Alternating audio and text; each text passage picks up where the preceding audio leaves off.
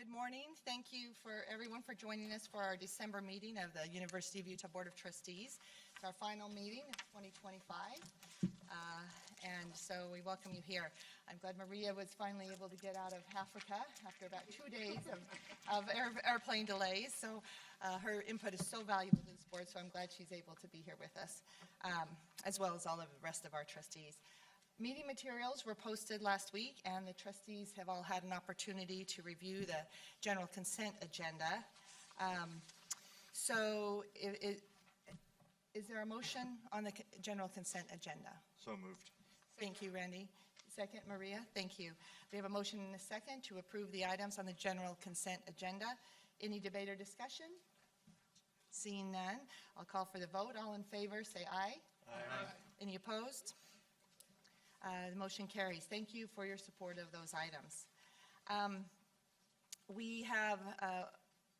We'll transition now to the action agenda 3.01 about the Red Butte Garden and Arboretum Improved Air Arrival and Traffic Circulation Project. I'll invite Derek Hansen, Executive Director of the Red Butte Garden and Arboretum, to present that. Thank you. Welcome, Derek.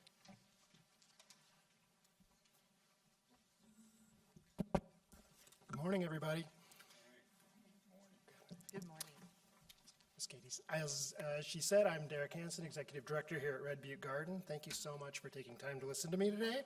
I'm here to ask permission to move forward with the design and construction of an improved arrival and traffic circulation project at Red Butte Garden. At Red Butte, we envision a future where people can learn, grow, and connect with the healing power of nature. This project will help the garden better serve our growing audience, educate more K-12 school children, and improve safety and access for all users, however they choose to arrive at the garden. Can I forward this? These plans are still conceptual, but we aim to address the following. First is a practical and important one. We want to create a more clear and intentional arrival experience that will help bring more guests to the garden's doorstep efficiently, conveniently, and safely.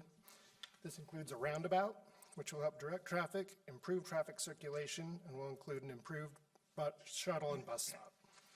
Second is to add a separate dedicated school bus drop-off loading and unloading zone. This is a top priority for us. It'll help support and expand the garden's already considerable education impact. We're eager to engage more K-12 students, but we need to make it easier and safer for them to get here. Better access for school buses is a key component. The third objective is to add additional parking and improve pedestrian access. With more guests visiting every year, we want to make it easier for everyone and anyone to come up and experience the benefits of the garden. This project will make it possible for more private vehicles, public buses, campus shuttles, motor coaches, and school buses to navigate the garden's entrance plaza.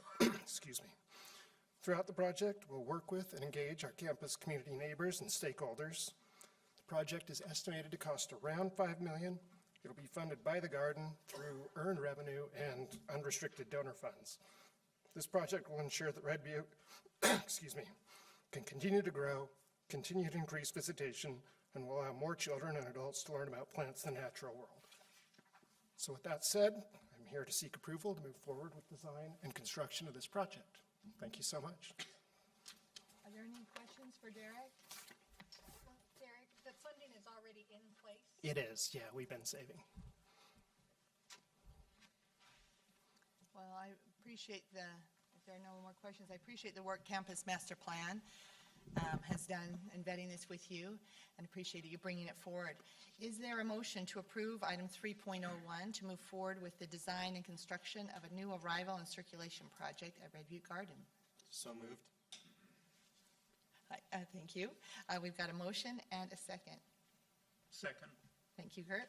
If we have a motion and a second, any debate or discussion? Seeing none, we'll call for the vote. All in favor? Aye. Aye. Any opposed? Thank you. Thank you so much. Appreciate it. Good luck on that. We're excited and appreciate all the work you do at Red Butte. We have one more item on the action agenda, but we're going to hold that for a moment and get through our reports first, if we may. And I want to thank everyone for accommodating an earlier time this morning. Last month, we had to cut short our reports, and we wanted to make sure we had time to hear them. They were very important, and we appreciate hearing from our administration, our students, our faculty, and the staff council. So we look forward to hearing your reports this morning. I'll turn the time over to the president. Thank you. There is a lot going on at the university right now, and most importantly for many of our students, it's finals week, and they're finishing up the semester. And so semester officially ended last Friday, and we won't see people in force on campus until January 5th after this New Year's break. Before I give a couple highlights of what's going on out of my office, I wanted to turn some time over to Jamie Sorensen to report on our Founders Day event that's coming up February 26th. We are looking forward to Founders Days. For those who don't know, at the Founders Day dinner every year, we give the Distinguished Alumni and Honorary Alumni Awards. The Distinguished Alumni Awards are presented to alumni for their outstanding professional achievements, public service, and/or commitment to the U.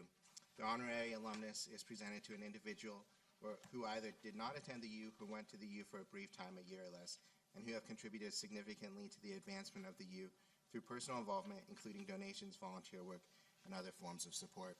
This year, we're excited to honor Pat Child as a Distinguished Alumni Award winner, Kajros Semnani as a Distinguished Alumni Award winner, Jeff and Helen Carden as Distinguished Alumni and Honorary Alumni Award winners, and Myra Sanchez Gomez as an Honorary Alumni winner.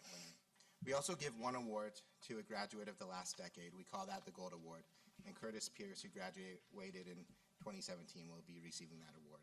This dinner will be held on February 26th. It'll be at the Cleon Peterson Eccles Alumni House, and we look forward to inviting all alumni, members of our community, and supporters of these great award winners to come and join us. So it should be a wonderful evening, and we are grateful to the Alumni Association Board of Governors who put a lot of work into soliciting nominations and selecting these individuals. So thank you, President.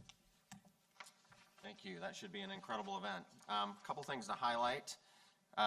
We've heard a lot about research headwinds. Those continue to exist, but I did want to point out strong research outcomes from the University of Utah Health side. The first part of this year, they've crossed the $500 million mark in fiscal year 2025, and I was told that there are elements of that that are record-breaking, so kudos to individuals in that area. By the way, University of Utah Health does a lot of cross-disciplinary and cross-campus projects, so we appreciate the collaboration across campus.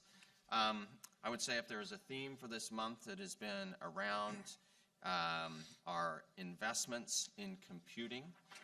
We launched a campus-wide version of ChatGPT available to all students. I actually spent the Thanksgiving break setting up all of my, I hesitate to call them agents, to do my work for me, but it was a lot of fun to play around with that and try to automate some of my work processes. This is a technology that now available to students will change their lives. Also, we spent time getting an NVIDIA contract signed over the last 2 to 3 months. One of the first of its kind for a university will allow us to bump up the compute power for artificial intelligence research. Philanthropic donations have come in to help that, and the state is all on board as well. And then just to also honor the legacy of University of Utah computing in the light of all these new developments, somebody was cleaning out a storage room at the Hughes Merrill Engineering Building, and they discovered a piece of computing history from over 50 years ago, a 9-track magnetic tape machine that holds the only known copy of the Unix 4 version operating system. Fortunately, they did not throw it out, and it will now be going to the Computer History Museum in Silicon Valley. So there you go. What we do today will be found in closets 50 years from now, and life will be historic. Anyway, that's it for me. I'll turn the time over to my executive vice presidents for their updates. Okay, thank you, President, and thank you for that recognition on the research. This was a significant year for the health system in the context of significant external pressures. I want to extend some appreciation to Senator John Curtis, who met with our health sciences leaders a couple of weeks ago just to talk about the research environment generally, and we appreciate our legislative support here from the state of Utah. I wanted to just highlight, President, a couple of things. Nathorn Chaya Kunaprik, one of our PharmD scientists, was recently recognized as one of the Clarivate's most highly cited researchers. This is something that's conferred only to the top 1% of all researchers in the United States, and this is a signature recognition. We just want to, again, give appreciation to Dr. Chaya Kunaprik for his outstanding efforts. Also just want to highlight our Destination Care program has been continuing to develop. It's been supported recently by a grant from Southwest Airlines. That's to bring patients from the Mountain West and beyond here to the health sciences system for care in our efforts. And also, just lastly, I want to recognize Darren Ryujan, who was appointed our inaugural Vice Chair for Advocacy, Success, and Impact in our Division of Physician Assistant program. That program is rated number 3 in the nation, and just want to thank again Darren for his efforts in that regard. So with that, I'll turn it over to Provost Montoya. Thank you very much. I want to, just call attention to the consent agenda item that said Faculty Awards 2.06. I want to acknowledge that these are teaching awards to some of our most incredible teaching faculty. All of our faculty are amazing, but some are recognized by their colleagues. And I want to thank Dave Kita for chairing that committee to recognize some of our faculty and the work they do for our students. I also want to acknowledge all of the faculty. Really touched many of our departments and programs in meeting our goal of bringing all degree programs within the 120 credit hour cap, which will significantly enhance our ability to continue to improve student outcomes by making those degrees completable within 6 years at a maximum. I want to acknowledge our ASUU and other campus partners who helped organize and put on RailJam, and probably Alex was going to talk about that. Really great work contributing to student engagement and activating campus, so thank you for that work, and we appreciate all that you've done. And then I want to call out one piece of research because it's important this time of year. We have research by Peter Veals and group, Assistant Professor of Atmospheric Sciences, continuing to work to improve snowfall forecasts. So really applying machine learning to improve our ability to forecast snow, which of course we know is something that we all enjoy, but also importantly, strong driver to the Utah economy. So thanks to all of our amazing faculty and staff for all they've done this fall. And with that, I'll turn it back to you, Chair. Thank you. Thank you for all the great work that is being done across campus in healthcare and for the students and education and research. We really are keeping busy here at the university, so thank you for all of your leadership there. Of course, none of it would be worth anything if we didn't have our students, so we're glad to have Alex here to, as president of the ASUU, to give his report. Thank you. Of course.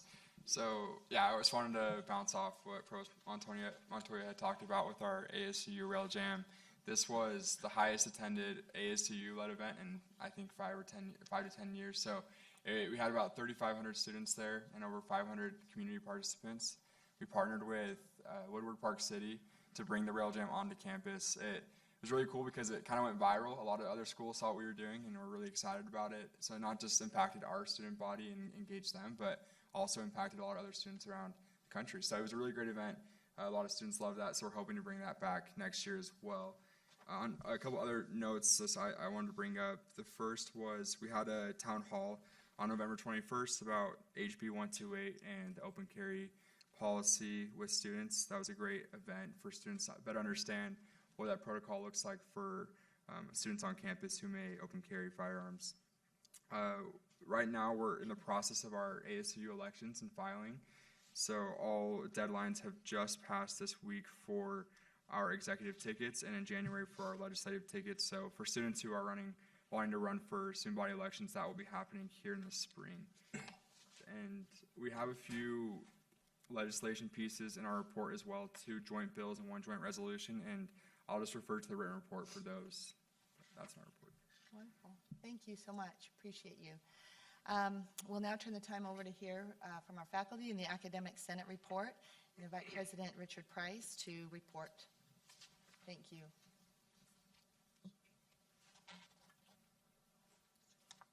Thank you. That's a long walk. Good morning, trustees. In the written report you've read for today, I reviewed the remarkably productive meeting the Academic Senate had on December 1st, in which we approved a new MS in criminology, the consolidation of 10 majors in world languages and cultures into 8 emphases under a single combined major, the restructuring of the theater major, the folding of 5 different studio arts minors into a single interdisciplinary minor, and the merger of 4 different majors in Asian Studies, International Studies, Latin American Studies, and Middle East Studies into an omnibus International Area Studies BA/BS. In sum, that was the compression of 20 programs down into 5, operating at higher efficiency for the university, increasing flexibility for students, and decreasing their time to graduation. But I want to take a few minutes to spotlight for you today the Senate's role not in curriculum approval, but in policy review, and in particular the policy that will occupy most of its energies for the remainder of the year, Policy 6100. By far the most significant academic policy in our regulations library, Policy 6100 governs all instruction and grading on campus, defining the academic year, the credit hour, instructors of record, the evaluation of scholastic performance, and the mutual obligations of faculty and students. There is no course offering unit on campus that this policy does not touch. It also has not been touched, it has not been overhauled for 30 years, during which time the structure of the university and the expectations of both students and faculty have changed enormously. In keeping with the magnitude of this policy and the amount of campus life it superintends, the revision process has been extra careful, methodical, and transparent. Led by Vice Provost for Student Success Chase Haygood and his Special Assistant Lindsay Coco, shout out to them, the Office of Undergraduate Studies assembled a large drafting committee with representation from both faculty and administration, which spent the entirety of last year, I know because I was on it, rewriting the policy, line by line. They will have correspondingly spent this entire year socializing it among its many stakeholders, bringing it to a multitude of leadership groups and policy committees, hosting 3 town halls and fielding surveys to gather feedback from faculty, students, and advisors, and most importantly, incorporating that feedback, revising the revision in real time. So it's an organic, living process. This illustrates, I think, the benefit of shared governance in action. Rather than impose new policy by fiat from the top down, shared governance recognizes the inherently heterogeneous nature of the university, and it leverages the good faith and shared investment of all parties to collaborate on a solution, so that by the time we reach one, we know it is the best one. That process culminates at the Academic Senate, where representatives of the entire university meet to hold a joint conversation. And we will be discussing Policy 6100 a total of 3 times, breaking down its roughly 30 pages into 10-page chunks. One newly introduced clause in particular exemplifies the complexity of this task: course enrollment minimums. We all recognize the fiscal irresponsibility, of offering a course with only 2 or 3 students in it. A university that routinely did that would soon become insolvent. But what should that minimum number be? Should it be 10, 15 students, 20? Is there a single number, or does a one-size-fits-all solution not work for universities, which consist of discrete colleges and departments, each with their own disciplinary integrity and pedagogy? Does the number distinguish between graduate and undergraduate courses? Does it adequately separate lower and upper division courses, or recognize the labor intensity of grading essays versus multiple choice exams, or of teaching large lecture courses versus small seminars? Does it recognize that the size of lab-based courses is limited by the availability of physical equipment and classrooms? And what of the larger civilizational need to keep specialized knowledge alive, even if it's unpopular or hasn't yet revealed its potential uses? To its credit, the working draft of 6100 anticipates all these concerns, and it builds in exceptions, granting final authority over each course to individual departments and colleges. But again, how many exceptions is too many? What exceptions still need to be added? By what mechanisms will that policy be enforced to ensure that units adhere to it? At stake in every policy debate, but nowhere more than in this one, is the question of what does it mean to be a university, and how to make fiscally responsible decisions for the public we serve while staying true to our educational and research missions, which ultimately serve an even larger public good. These are the debates that we have and will be having this winter in Academic Senate, and I'd encourage all of you to attend. Thanks for your time. Thank you. Appreciate all of that work. And to be so inclusive and, as you say, to be grassroots and shared governance. That just makes it better. It's harder to do. It takes a lot more time and patience, but you will end up in a better place. And I'm sure that the students will appreciate all of the good work that you do to streamline things and modernize and then bring us into a new world, an era of online and in person and all of the different things we have going. So thank you. Appreciate all of your effort. Thank you. I hope they'll appreciate it too. They're the ultimate beneficiaries of it, and this can only be done in partnership with the administration, so we're grateful that we have an administration that respects shared governance. So, Thank you. Appreciate that. thank you. Thank you so much for your report. Well, we are ready to move on to our next agenda item, but why don't we just take a moment to, Staff council. that's the most important one. That's why you're here. You can stay. We forgot, well, we didn't forget, I just don't have my glasses on because they're so unattractive. Staff council report. I'd like to invite Ally Minsdorf, President-elect, to report on behalf of the staff council. Thank you so much. Thank you. Hello, Board of Trustees. Thank you for having me here today. My name's Alexandra Mensdorf. I serve now as the current president. Actually, I took over for Bryant Gordon. So we wanted to give a little presentation about our staff council efforts for November and December. As you know, the mission statement for staff council, we are USHE designated. We proactively pursue and research new and existing initiatives, policies, programs, and service projects designed to enhance, promote, and support staff development, welfare, and organizational responsibilities. So why I wanted to put the mission statement on here is because we are going back to our roots. Staff Council was founded for all universities in Utah in 1998. So every university has some form of a staff association or council. And we meet together in a format called UHESA, which is the Utah Higher Education Staff Association.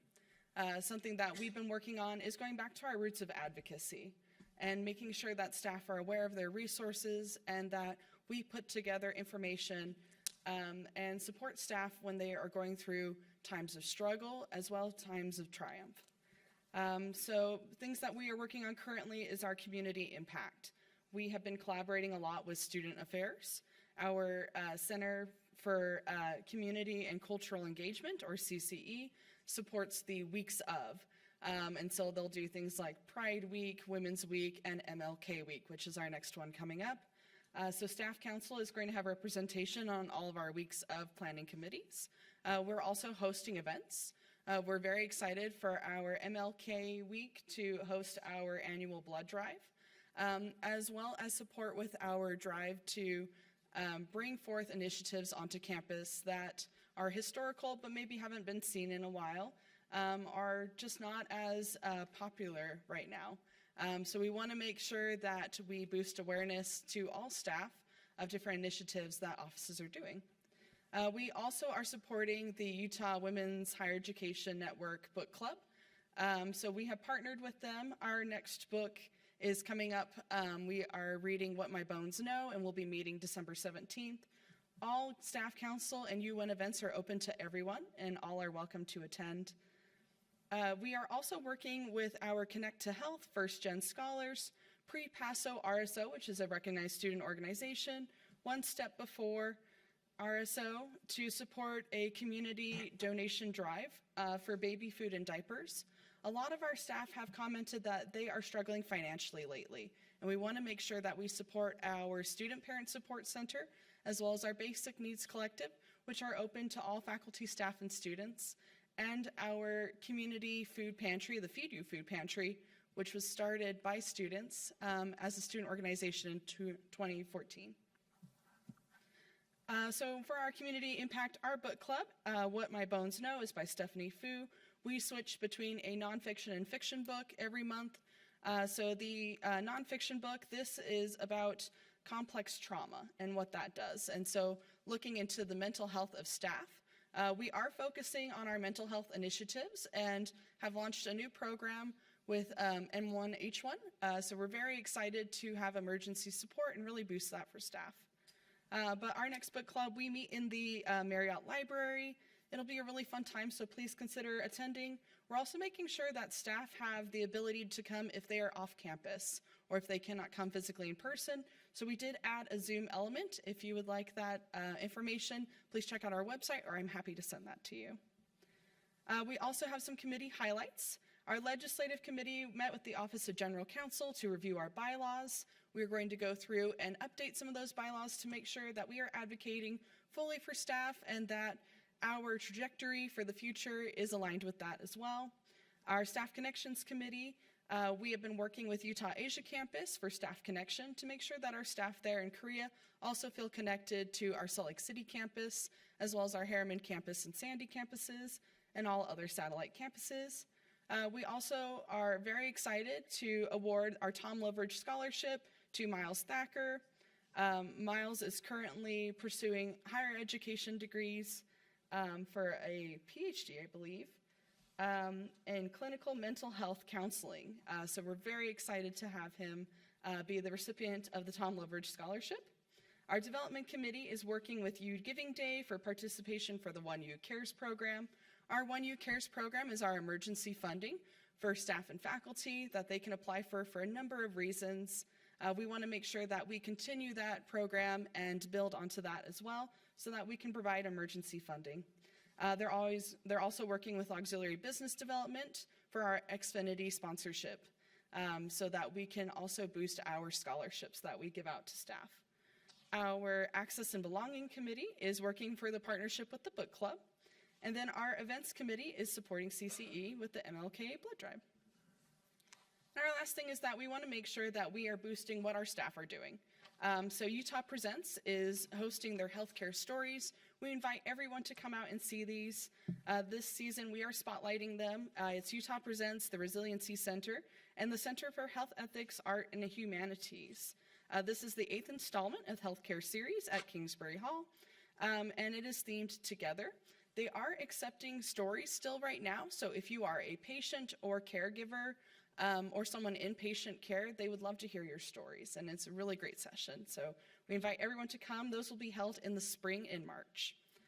And finally, we are working on emergency awareness for staff. So we want to make sure that staff are aware of procedures. Something that we have been doing is going out and meeting with a lot of our staff around campus. This month alone, we did 18 different presentations to staff. November, we did 18 presentations to staff. And something that they did not know was our emergency access points. So we wanted to highlight our map and our response guide to make sure that staff are aware of what to do so that they can direct our students and faculty and staff around them. Thank you all so much for your time. I appreciate it. Thank you. Thank you for all your work in that area.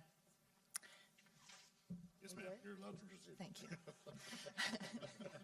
I now have permission to move forward. We'll just take a brief moment to kind of reset, and then we'll reconvene here just in a few minutes for our 3.02 item on the action agenda. Yeah, I think we would invite the folks who've been invited to come join at the table, so you're actually at a mic. I think would be helpful. So Troy, Jeff, Tony. Legal counsel, Phyllis, I don't know who you want to have at the table, but I don't know if that's Dennis or... We need just a couple minutes to mic up the president.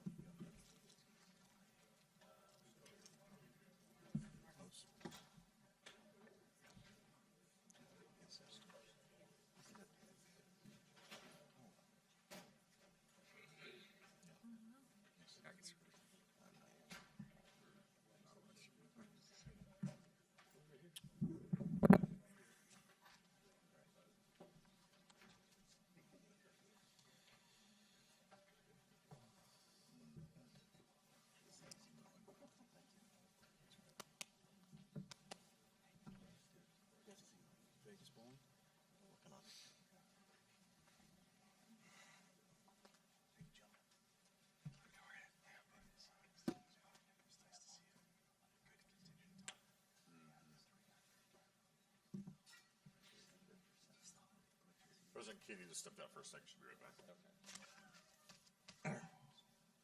Mark, be in a.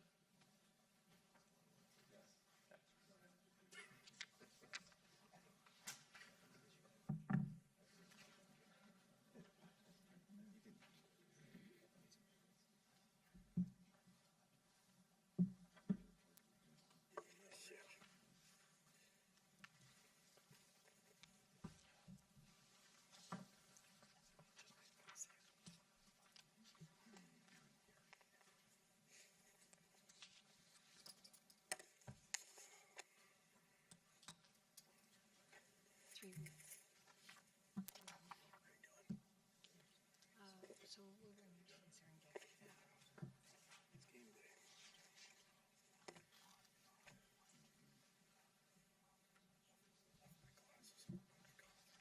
So you came. So these are the ones to file.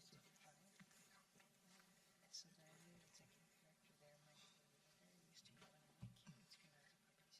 Oh, really? And then he has, which is for him to go from being a 14-year-old hardcore juvenile to becoming an executive director is quite an amazing story. So thanks for supporting him, yeah. Oh, absolutely. That's great. It's a great program because there's such a gap for the entry programs when they come out of the system. And so, you know, firsthand. It's how a to make huge it- challenge. Yeah, it really, really is. So my job was to keep them out of the system. His job was to figure out once they get out, you know, how do you mainstream it? But I saw your name on Good. So, again, we will now turn our time to the action agenda, item number 3.02, with an important proposal to support the university's long-term financial stability, visibility, and strategic goals. So, President Randall? In June of 2025, the trustees asked the athletics department and the University Foundation to begin to explore plans, options, to try to create a long-term financial plan of viability for the athletics department of the University of Utah. There were some objectives in that. First, please make sure we maintain the financial viability of the core of this institution, recognizing that while the athletics department is part of that core and an important part of the mission, we did not want to sacrifice student experience, research, and teaching as the chaos and economic upheaval of athletics continued. Second, there was a strong desire to preserve Olympic sports or non-revenue sports, particularly women's sports, those sports that do not always drive revenue into the athletic department. And if possible, find a way that those sports could actually thrive rather than just hang on. So it is with that and those objectives in mind we come to you today with a proposed solution, a solution that includes the formation of a new company and the capitalization of that company. I am going to begin, and Mark Harlan is going to join me. We're going to walk you through the basic principles and objectives of our decision-making and why we are presenting this option to you. We will walk through the alternatives that we found non-viable and then actually make the presentation which will culminate in, I believe you have all seen a resolution that will allow the university to move forward in a transaction. Our vision for this university, because we see so much potential, not only in the state, but in its students and the researchers, is to become one of the best universities in the country. We think in this big moment of change that we can actually advance a new model of higher education, one that is responsive to the public, one that is extraordinarily accountable to the resources that we actually bring into this organization, one that grows, one that cares about human potential. We care about inspiring students, we care about discovery, and we care about serving our community. We are a unique university, not only in this state, but in this country, because we have so many of those missions. If you think about the other universities of our state, there's only one other university that has a research mission. There is no other university that actually has a healthcare mission. When you look out around the country, you will find only 10 other public universities that have a healthcare mission to the extent that we do as well. What does that mean?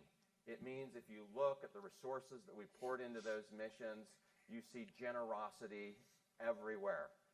We have some of the most generous donors in the entire country, and they have sustained our missions in remarkable, remarkable ways.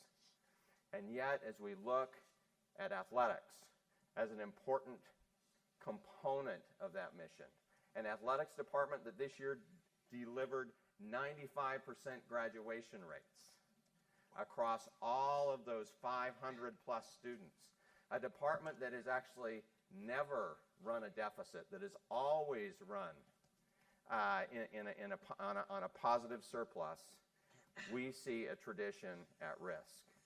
Mark, I'd invite you to come up here and kind of explain the headwinds that you are seeing in athletics. I wonder if I need to sit by the microphone.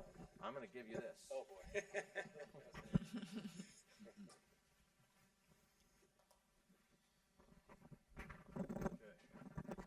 I'll just hold this. Good morning, trustees. Thanks for having me and appreciate this conversation today. Many of you on the board have been with us all during this process, this incredible shifting landscape of college athletics. So let's just take a quick moment to review. Conference realignment obviously has been an ongoing challenge for the industry. Look no further than 2 years ago, we were standing in another conference. Today we're in the Big 12, happy to be there. Been a great experience for our student athletes. But we also know the conference that we're in is below revenue of 2 other conferences. Our commissioner, Brett Yormark, works every day to try to catch us up to that, but as we stand, we are certainly tens of millions behind other conferences. Obviously, the transfer portal and NIL, it's a great time for student athletes. They've earned rights, but some of them make it very challenging for us to run the operation. Very proud of the young people we've recruited in the portal, and sad to see many great ones leave, but a couple statistics that are important to know that really lead to this upheaval. Normally in January, I walk into the football team, I introduce myself to all our newcomers, and there's usually 11 or 12, maybe sometimes 13 or 14. This last year, I walked in front of our football team in January, and there's 53 new faces on a roster that's approximately 95 to 100. Last year, the NCAA men's basketball had an average returning members of teams at 2.3. 2.3 returning starters. So everybody's dealing with that, we get that, but when you intermix the transfer portal with NIL, you have an explosion of money that's involved and maybe decision-making, too primary in that decision to transfer. Now with all this, the NCAA, after going over in many cases, finally settled the case that mattered the most, and that's the NCAA versus House. And to catch everyone up on that, this last July we began at the University of Utah under those new terms, which thereby provides $20.5 million per year to student athletes. Utah is completely funding the entire amount. That will increase 4% over the next 10 years. You can also see in the bottom there's also a $1 million cost to University of Utah annually for the next 2 years to pay back damages that totaled the $2.8 billion that you see there. So all of this, of course, combines to the chaotic environment that we are experiencing, along with others, of course. But we want to continue to maintain not only who we are, but continue to grow. So this is what today's solution is all about.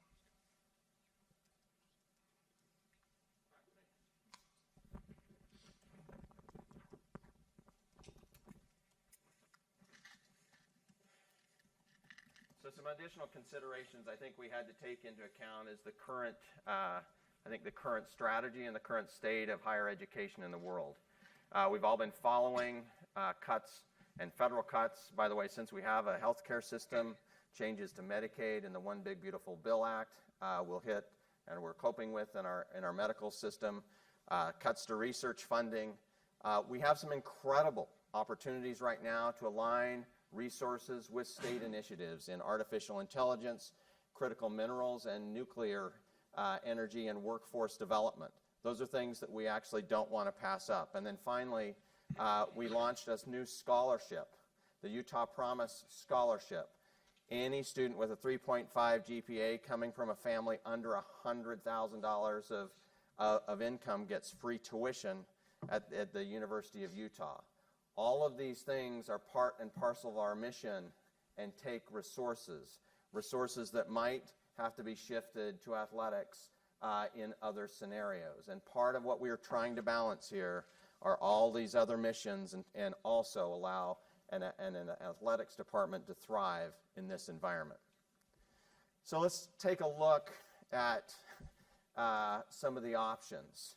One could not reorganize and in effect keep doing what we're doing. I think Mark laid out a pretty clear vision of what happens there. Deficits begin to rise. Ohio State University never, to our knowledge, reported a deficit, $40+ million this year. University of Colorado in our league, close to $30 million deficits this year. Over time, those deficits accumulate, and it wouldn't take very long to get to $100 million plus deficits existing in an athletic department. So we did not feel, given the expense increases, while revenues are increasing but not quite as fast, that gap was not anything we wanted to manage over the near or long term. Second, we've seen lots of universities raise student fees. Again, that is somewhat antithetical to what we are trying to do here in this state, maintaining accessibility and affordability. One university raised their fees nearly $1,000 per student per year. That was not something that we wanted to take on. There was just no appetite for that. You could cut research programs, but that is one of the differentiators of this university. And as you can tell by the report we had today, we're doing well at accumulating research grants. Some of you may not realize, I think we do roughly $500 million a year in tuition, and we're close to $800 million in research. And so that is a vital part of our enterprise and what we actually do. And then, of course, we examined, could we cut athletic programs? Honestly, we felt like that cut into the mission. It also jeopardized the future of us and our status in terms of an elite college program. And for now, we wanted to see if we could find a solution that would actually help us maintain that, call it, Power 4 status. So we feel there's an imperative to lead here, to be innovative, to create an entity that will come up with new sources of revenue that will not only fund our athletics department, but once profitable would actually fund other parts of our university as well. We wanted to be aggressive here. So we are announcing today and asking your approval for the creation of a new for-profit company that we will call Utah Brands and Entertainment. And now I'm going to get into the really wonky academic part of how this will get organized. On your left, you have the University of Utah as an entity. I want to be very clear, the athletics department will still exist in the University of Utah. The hiring of coaches, the management of athletes, the care of athletes, the mental health, the compliance, decisions around all of those things will stay in the University of Utah. We have a university foundation. Foundations have existed at universities for hundreds of years. The University of Utah foundation, our foundation, exists for the express purpose of doing the work for the benefit of the University of Utah. Right now it helps manage our endowment. We are asking it to take on another obligation, and that is to actually manage and set up a for-profit company, Utah Brands and Entertainment. What we will be transferring into that new company, into the foundation, and then into the new company are revenue rights, including licensing, event-related revenues in stadiums and arenas, multimedia, sponsorships, ticketing, use of trademarks, etc. Things that actually grow not only athletics revenues, which is the tip of the spear, but also revenues associated with the University of Utah brand. In return, that entity will pay revenue share to athletes, will take on NIL, will also pay a dividends to the university that will support the athletic department. We will also be capitalizing that structure. What does that mean? We will ask for an infusion of capital via ownership. The University of Utah Foundation, hence the University of Utah, will maintain majority control and control over all material decisions of this entity. We have and will be asking permission to enter into a partnership with Otro Capital. I'm going to ask Mark to come up here and talk a little bit about Otro Capital. They are a firm that brings capital, but they bring deep operating expertise to the University of Utah. They are business builders first, and they have extreme success in building professional sports franchises. We will also be asking other investors with affiliations and investors and foundations with a deep affiliation to the University of Utah to also be part of the capitalization of this enterprise. Yeah, a little bit about Otro Capital and why I in particular was so attracted to what they could offer. These are operators, as the president just mentioned. These are operators who have vast experience, particularly in sports operation and management. We're talking about the former president of the Cleveland Browns. We're talking about folks that helped build the Cowboys Stadium, created Legends, a company that's considered in most quarters one of the top ticketing and sales group in the country. As a matter of fact, we currently have Legends team members on campus helping us sell tickets and have for years. So this was a situation where, although their company says Otro Capital, what we learned real quickly is not only will that, of course, be helpful, as the president mentioned, but it's their expertise to intermingle with the greatness of the staff that we currently have. Make no mistake, we have a staff that has set all-time fundraising records, that has sold more tickets, etc. But this allows them to merge in this company and to be led by a great group of people that have tremendous experience. And we'll show an org chart in a minute that greater illustrates that. But this is a group that I'm very confident will work in great partnership to help not only the stabilization phase of the things we mentioned, but help us grow and get better. I think the guiding principle here of governance is extremely critical to make sure that we talk about. As the president mentioned, coaches, student athletes will continue to remain in Utah athletics. That's a tremendous amount of people. That's our academics counselors. That's our mental health professionals, right? That's the folks that take care of the physical and mental well-being. Our great coaches that have led us to so many great moments, historical moments. All of those folks continue to stay. There's over 200 plus employees in the department, and each one of them is critical to our success. The president talked about the U Foundation maintains majority ownership. They also, maintains the majority of Utah Brands and Entertainment. Obviously, my role in this will be manyfold, but as chair of that board, I will have tremendous interactions with the new team that's coming in and the new company overall. Let's go ahead and jump to this slide. I think it's particularly helpful. These are the verticals, and this is what the company will look like. So you can see up top, there'll be a president of Utah Brands and Entertainment, and I'll just start on the right here. Obviously, we know the Utes play 6 or 7 games every year, but there's a tremendous amount of activity in Rice-Eccles Stadium. We've seen a real nice increase of concerts, including some that were recently announced. All of that will go into Utah Brands and Entertainment. So all event-related revenues and all the things that go on there. We've been really excited as a member of the Big 12 to now have an enormous and awesome responsibility to produce over 200 live athletic events.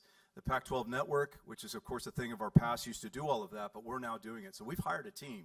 This group will go into this new company, and we can now take what I refer to as maybe phase 3 or 4 of this project, where not only will we be doing sports broadcasting, but we'll also be merging with other brand activities that we can work on going forward. This will be a really exciting element of this. Hospitality and how we treat our fans are the most critical thing I would argue that we deal with. People don't come back if they don't have a great experience.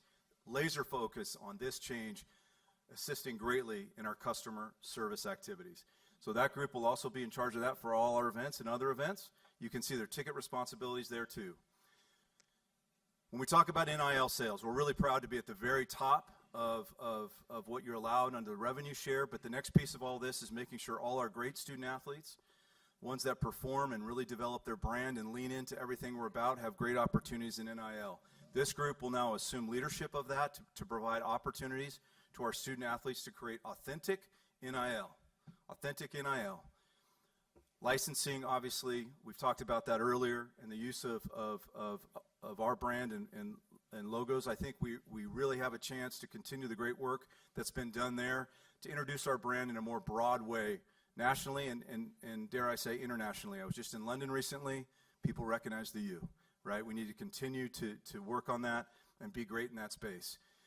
Brand and content, obviously, an incredible opportunity here to really bring our brand more forward, as we just discussed. How we have game experiences.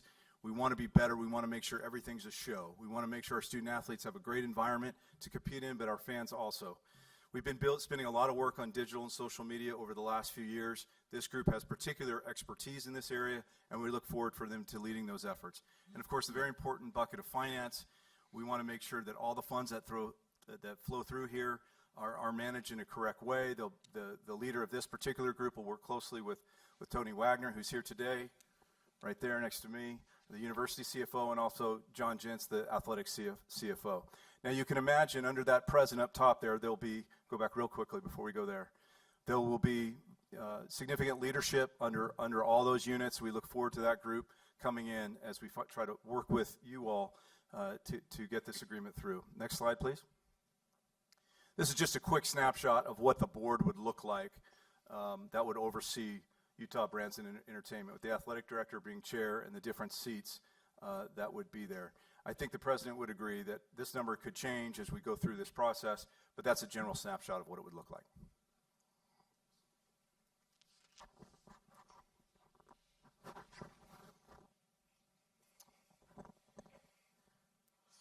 So I'm just going to summarize things really simply.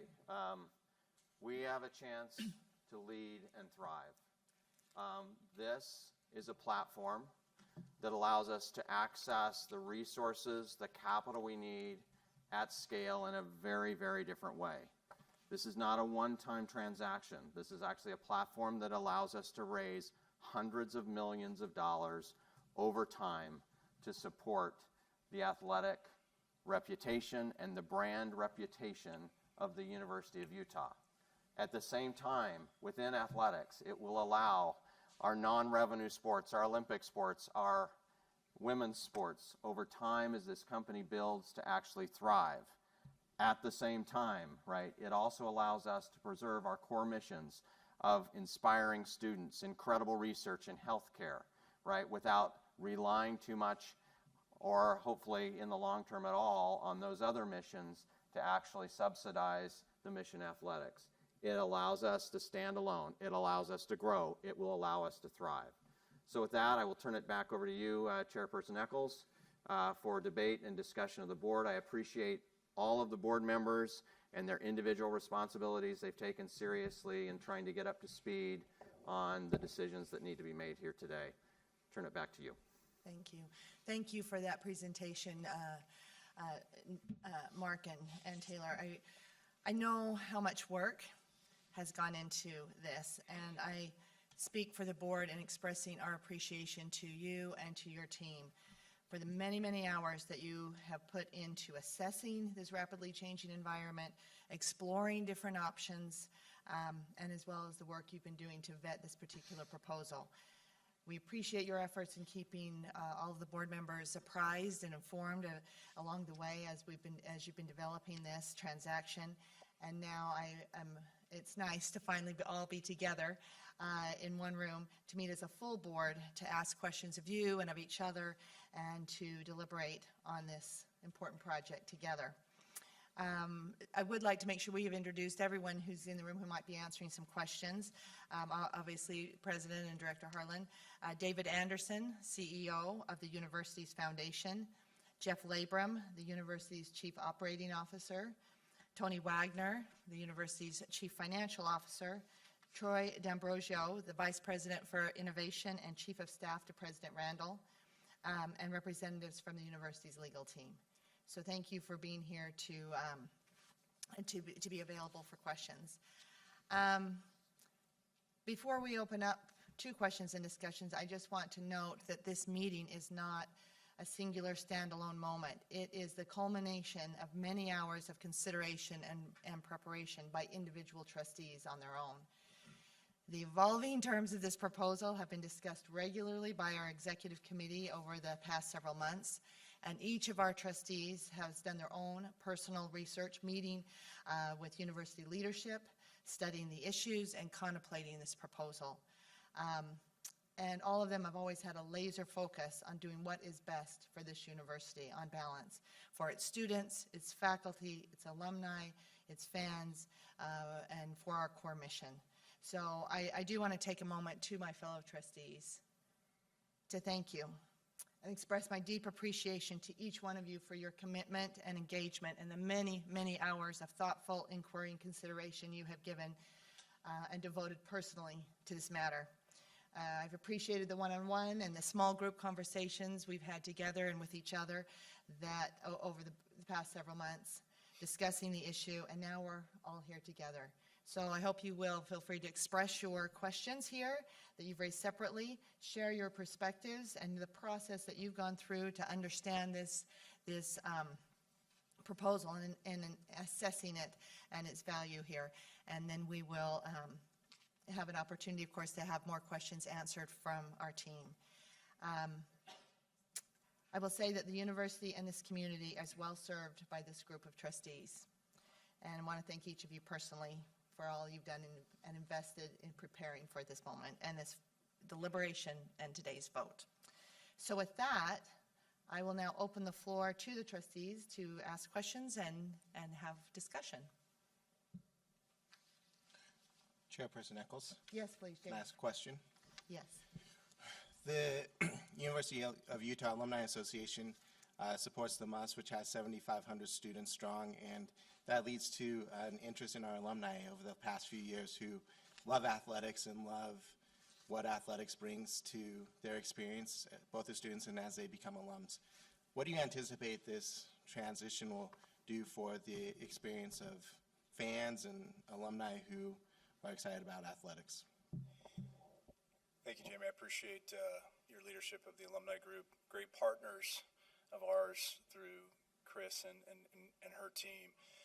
You know, as I said in my remarks, I strongly believe with the concepts that we have been developing and now working directly with a group of people that have probably set industry standards for customer service at various different places that they've been, we'll come together with some real opportunities to try to make sure that everyone that comes to our events, and by the way, this is not just about two sports. This is about people that come to our events in all our sports, right? And we look forward to working with them on that. I think that's an area that we can significantly improve. And I think it's something that we've got a lot of focus in on. You know, because of your particular organization's relationships to the MUS, the most powerful, greatest student section in the country, and it's not close. That's why it starts with mighty. That stays, and that's awesome because it's part of our DNA. It's hard not to think of that USC game a couple years ago when USC jumped 3 times because they were in front of the MUS. That doesn't change. And I think it's vitally important that the things that are most important to us forever stay. Thank you, Director Harlan. I just wanted to ask, going off of that a little bit, with affordability being such a issue for a lot of students in higher education, especially here at the University of Utah, how can we ensure that the commercial goals of Utah Brands and Entertainment doesn't override or even deeply worsen that problem of affordability? I appreciate you saying that, Mark, about the MUS and keeping that strong, but even outside of the MUS, how can we ensure that it doesn't ruin that experience for students? I can take that for a moment, then I'll have Mark add. So first off, you'll notice the board of this organization is still majority controlled by the University of Utah. So the ethic, right, the values of the University of Utah in every decision take precedent. That said, we will make changes in the way that we fund activities, right, of the MUS and maintain access at the same time. We might be looking for sponsorships, right, and donations that actually make it even more accessible. We're keeping a lot of options open. I will say we are very committed to communicating with students as we move forward in here. But as you saw, one of the basic principles of this is maintain affordability for students and access to the activities of the university. Yeah, I would echo that. I mean, I think what the president has laid out here is if I knock on the door and I say, I just read what Virginia Tech did, or I just read what Arizona State did. I'm not being critical. Everybody has to find their paths. I don't have to knock on that door anymore, right? And that's significant because I know you and I have gotten to know each other. You appreciate the tradition of athletics, as has your predecessors and your successors. And I think this allows us to do that in a way. So when the president talks about sponsorship, we might need to look at sponsoring the MUS. They already have some sponsorships, but I think we can be more creative about it. The coming there, and by the way, again, the MUS is involved in gymnastics and men's basketball and women's basketball, and we're going to keep it the way it is. We just want to make sure their experience is good too. Thank you. Maria? Thank you. So I know a lot of due diligence has been conducted on this by the team, in terms of financial projections, assumptions, and models. What makes this the right model for us? Tony and David, I'll let you guys comment on that first. That's a great question. As the board knows, we've spent a lot of time on due diligence for this particular transaction, but we've spent even more time talking about, the various challenges and opportunities we face with our core mission. And I think what makes this right is I think that this is part of a very holistic approach to making sure that we're protecting the core mission of the university, making sure that we're helping athletics get through this period of upheaval, that they can focus on getting even better than they already are. The University of Utah this year will probably finish the year a $10 billion organization.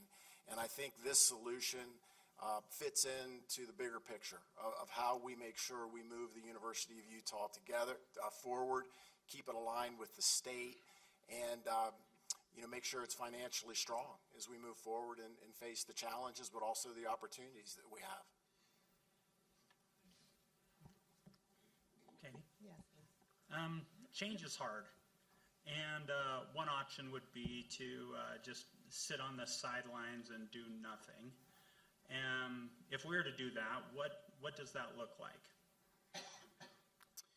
Well, Kurt, thank you. I would say, and I'm sensitive to this because there's people in my department right now that are watching this live stream, and I think about how hard they've worked to be creative, to maximize appropriately revenues, and the fact that we have had such remarkable success because of people and because of donors. This has to be viewed as a real positive situation. The challenge was that as we kept modeling with my team and certainly with Tony's team and everybody on the president's team, it just wasn't penciling out on our ability to keep up with costs, because we're going to be a powerful program, and to be a powerful program, you have to be at the very top of the revenue share number. We have a successful football team on most every year, which means everyone comes looking for them, right? I mean, if you don't, I've been in places where you don't get calls about your coaches. That's not a very fun place to be. It's different at the University of Utah. We want to retain and we want to reward, but as we penciled everything out, it just wasn't adding up. And so, one of the pillars here that the president's very clear with us on is innovation, and it just became clear that we needed to innovate, and we needed to look at everything with no misconception or predetermining that private equity is a bad thing. I thought we needed to say, well, what if something's out there?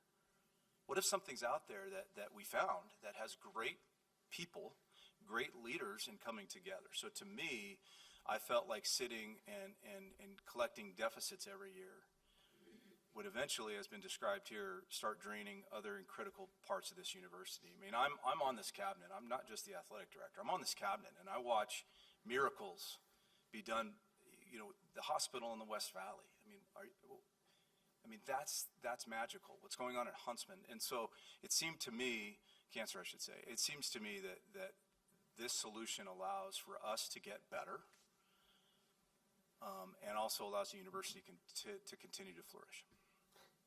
Can I just add something? I think I've appreciated the humility of the entire athletics department and actually the entire university, because this isn't just a change to athletics, it's also a change to Jeff Labram's organization. We're really taking pieces that have existed all through the university and saying, you know what, we need you to come together.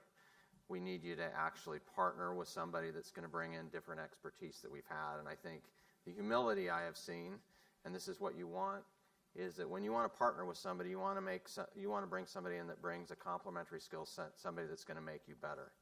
At the same time, we can also celebrate what we're bringing to that partnership, right? We bring excellence, right? But we know that the moment demands more. And I think this is going to make us better as a university. I just want to thank both Mark and Jeff and their organizations for the humility in which they've gone about this change, and recognizing that they're willing to jump into this new organization, many of them, and say, we're going to do this. We're going to make this university and this brand better.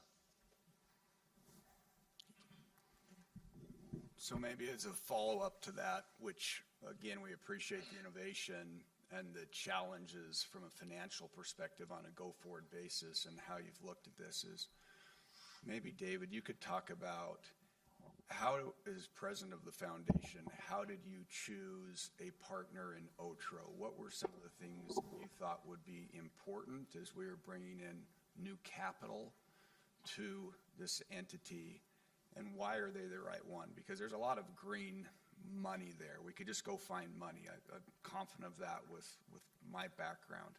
So why is this the right partner to really sort of make 1 + 1 = hopefully 5, 6, 7? I think it's a really good question. Thank you for asking that. There are probably 21 or 22 major private capital, not just private equity firms, out there who have experience in investing in sports-related kinds of commercial enterprises. And then there are others that have done that in a different way, done it in credit. So we have been looking, for example, in the conferences, and not just us, you've seen a lot of news about the Big Ten, looking at something that's effectively a credit solution. It's really lending money against, in most cases, media rights and whether those media rights come up, but not taking a real downside equity risk and saying, I'm going to be a permanent kind of a partner in something like that.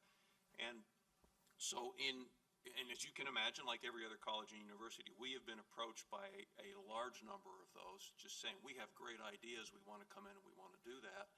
And there are some really, really smart people who are out there making these kinds of investments in professional athletics primarily, but looking for opportunities to be associated and affiliated with athletics and the revenue streams that are a part of that. But as I had conversations with most of them, either initiated by me or initiated by them, it was pretty clear that in all of those conversations, there wasn't anybody who had ever been out and actually tried to solicit a sponsorship. There wasn't anybody who had actually had to look at a ticketing plan and say, what's the right strategy to think about in terms of maximizing fan experience as well as revenues. And what makes them at OTRO Capital the right partner is what Mark really described, and that is they're very smart people. They understand the dynamics of finance and returns on investment and driving revenue streams, but they have actually done the work. They've actually been in the shoes of somebody like in Mark's department, who do an exceptional job at what they do, and know what it means to actually think about ticket prices, to actually balance the trade-offs that are there, to think about sponsorships and delivering partnership value in a sponsorship rather than just getting cash back from somebody, and actually over a long term building and enhancing the value of the brand rather than just slapping a name on something and getting a check. And I think it's surprising in some respects, but literally, they are the only ones out there who have that kind of depth of operating experience. Capital is plentiful. Capital is available. I don't think we would have any trouble coming with capital, but capital is a big part of the solution. But for us, what mattered more than anything else was actually finding somebody who we felt could be an operating partner, who could help lift us on an operational level to a new level and actually benefit the university in the long term. So that distinguished them in ways that I actually found quite surprising. So maybe just one follow-up. How do you, as you went through that analysis, how do you keep the affordability to the fan also in that context? Because that's very important as we think about the full context here and concerns by a very loyal fan base. Well, I think that's critical. I think others have raised the same kind of a question, and the link between our athletics program and the university and its supporters, its alumni, its fans matters. And I think that what you have to end up thinking about doing is, how do we improve the overall fan experience? How do we make this a much better experience? When a father and a son go to a football game, part of it is about cost, but not all of it is about cost. Part of it is about, will they remember that experience afterwards? Will they say next week, we should do that again? And you have to balance all of those. I think the university does a terrific job of trying to balance overall affordability to students. It's the same kind of a dynamic, I think, in this program, which is, are we delivering something that when people walk away from it, they say, I got good value for it? And that's what has to be a part of the equation, that you think about what you're going to do. And you can't just divorce that and say, we can charge whatever the market will bear if you're not delivering the value. Can I, Kathy? Yes. First of all, President Randall, I love the word change, and I applaud you for wanting and having the courage to be a leader in change. You always have been. So that's the first comment I want to make, but I do have a concern, because I wonder what happens if the revenue projections fail or fall short. What mechanisms do you have in place to correct or enforce performance or unwind? Yeah. Those that have been involved integrally in the deal, do you want to take that first? I will just say the overall structure is one of a shared partnership, and so when you have an equity partner, they risk losing their money. So that aligns incentives in a fairly remarkable way, right? The value of the enterprise goes down for us, but it also, they lose their money in their investment. And so the risk in some sense will be shared between our entities. Over the long run, we don't know as well, and this will address other issues, we have the right to buy much of this back, right, if needed. That is a provision we can use in downturns. It's also a provision that we can use when this partner may want to move on. And so that's kind of the fundamentals. I don't know if David or Tony. I think that really says what it is. I mean, there's two aspects to it. One, if things don't go as well as you want them to do, it's really nice to have somebody else who's put their money at risk and take part of that risk with you. And the second aspect to it is that we will basically always have the right to be able to buy it back, but we will have specific rights after giving them a reasonable amount of time to actually demonstrate that they can perform, to actually do that without their consent, to basically pull it back if certain parameters are not met. So I think that we've protected ourselves reasonably well on the downside, and we're not going to stop participating in athletics irrespective of what the performance of this is. So the question is whether we want to do that with a partner or we don't want to do it with a partner. So we're going to start off with that, and we think it's going to go really well. We think we're making an appropriate investment in time and personnel to make that happen and make it happen properly. But, things happen in the world, and if at some point in time we feel like we need to change directions, we have all the flexibility and we need to be able to do that. Tony, you want to do that? Sure. Obviously, a question that I've been very focused on as well. First off, just to emphasize, I think one of the strengths of this deal is the way that we've aligned incentives between the parties, and I think that'll be a very powerful, very powerful financial engine for moving forward. But with respect to the way the deal is actually structured financially, because of the upfront capital, we will be revenue positive from day one. which currently we are not because of rev share and the new expenses the athletic department has. So we will be revenue positive, and there will be no obligation for us to make up revenue shortfalls by our partner if they exist. Questions? First, a follow-up question to that. Talk to us about control. We're thinking really hard about that in this upcoming transaction, but how do we ensure that we maintain control, subsequently? President? David? Yeah, there are a lot of ways to tackle the control issue. The first is we can't exist as an athletic department in the NCAA with a whole bunch of decisions that just remain with us, period, right? And Mark has been running the traps on that with the NCAA. So there's that bucket of decisions. Second, you saw the board structure and the decision rights. Again, some of that carries over from the NCAA, but we maintain majority control of both the board and the entity at all times. There are many other nuances. I will turn it over to David and perhaps Tony to describe those. I think if you, on an operational level, we're inviting them in as a partner, and we're inviting them to contribute a significant amount of money into this situation. So they're not going to do that just to come along for the ride. They're going to do that because they think they can have the ability to increase value. If we don't let them do that, then it's probably not the smartest thing for us to do to begin with. But I think to your point in particular, this is a unique institution. This is not just any business. This institution has unique responsibilities to the state of Utah, to the public, and to its mission, and all of its supporters and its constituents. And so where we really want to have control is if to some extent they run off the rails, or they want to diminish our brand, or they want to do things that we say that's not consistent with the mission.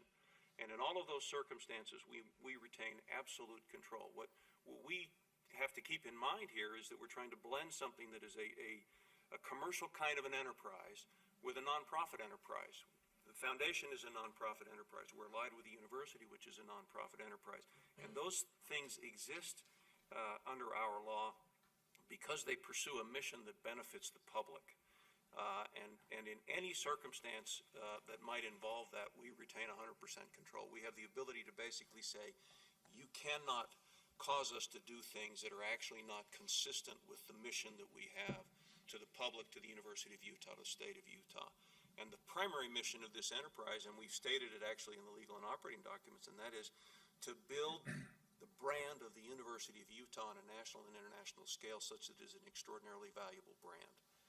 And that's consistent with our public responsibilities as a nonprofit, but nicely for us, it's also consistent with actually building the value of the brand and being able to commercialize it. So we have control for all of those things.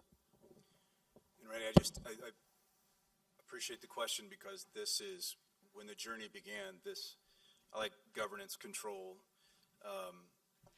all of those things were extremely important. And I don't think there was a meeting that has occurred in this process that I've been in that this hasn't been topicked. So we've gotten pretty granular about different things. I don't want to hear from them on coaching changes unless I ask.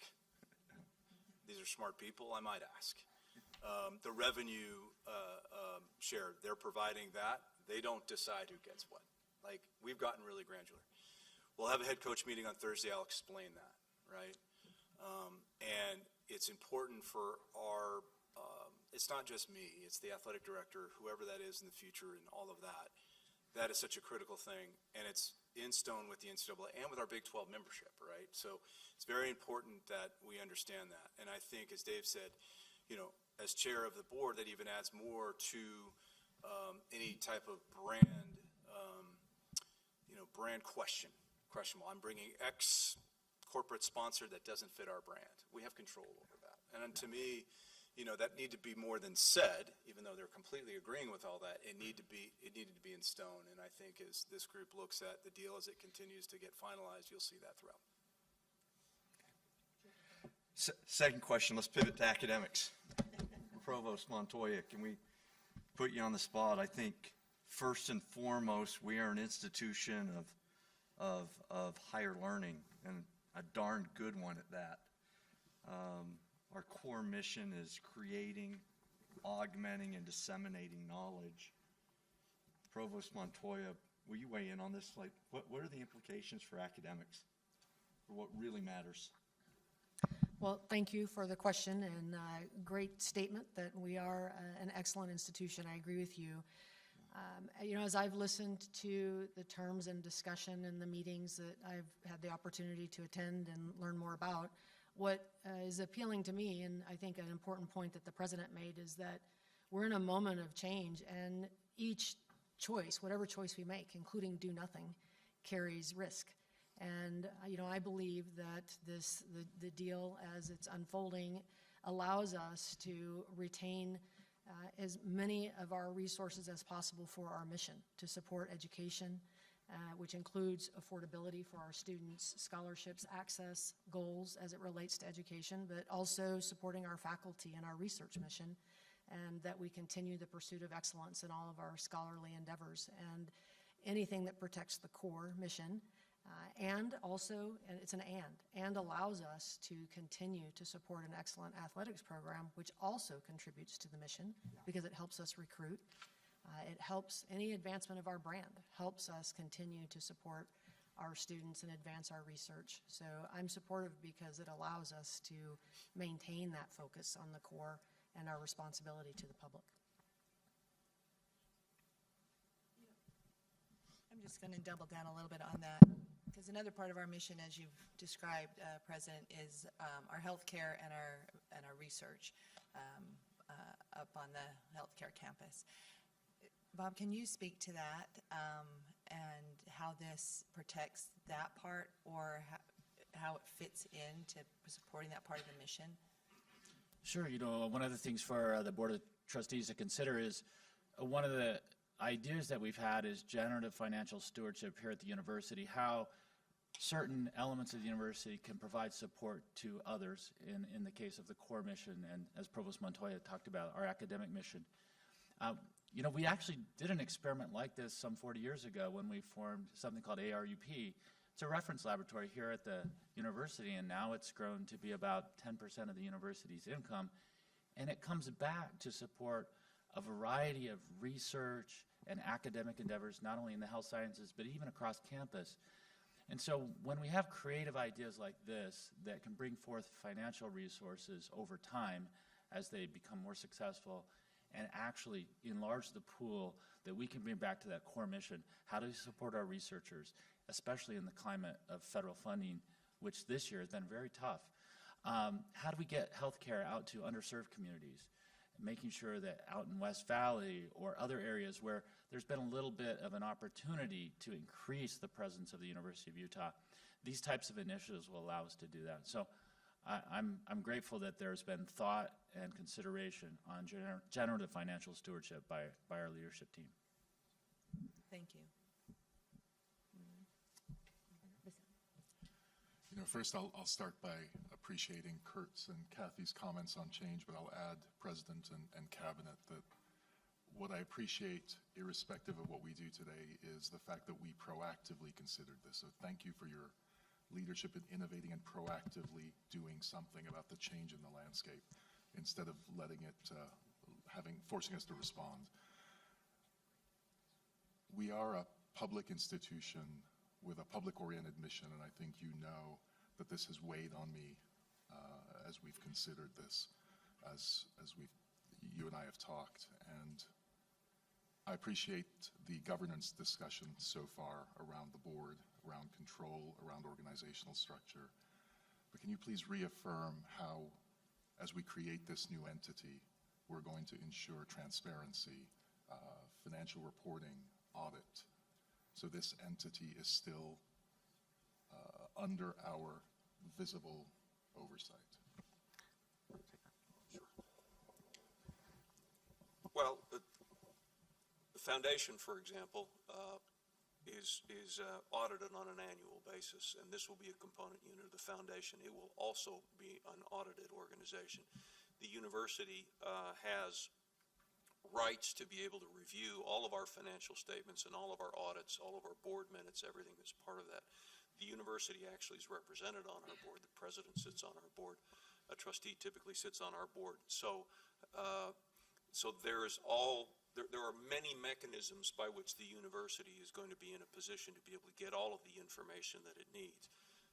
Secondly, Mark Harlan and the athletic director going forward is intended that they will chair the board of this entity. So the direction, that the agenda of the board of directors of the entity is also going to be controlled by somebody from the university to be able to get the organization focused and pointed in the directions that matter from a university perspective, but also from a commercial perspective. And the university will continue to control the majority of that board. So all of the actions that the organization takes, all of the information that generates is going to be available to the university. And I think that provides the ability to basically see and share any information that they feel like is appropriate. We will report to this board from that organization. We report as a foundation to this board on a regular basis, on an annual basis.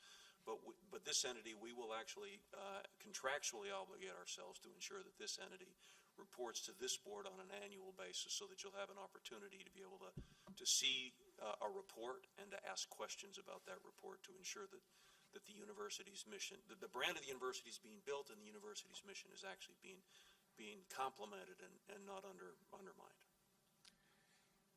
So Dave, or maybe Tony as well, so will there be audit mechanisms within the foundation itself? And then how will that interplay with our existing audit functions here and or the audit committee? Yeah, really excellent question. The foundation, from a wonky accounting perspective, will be a discreetly presented unit of the university. So when you look at our financial statements, you will see all the activities of the foundation, including this new joint venture, will be laid out.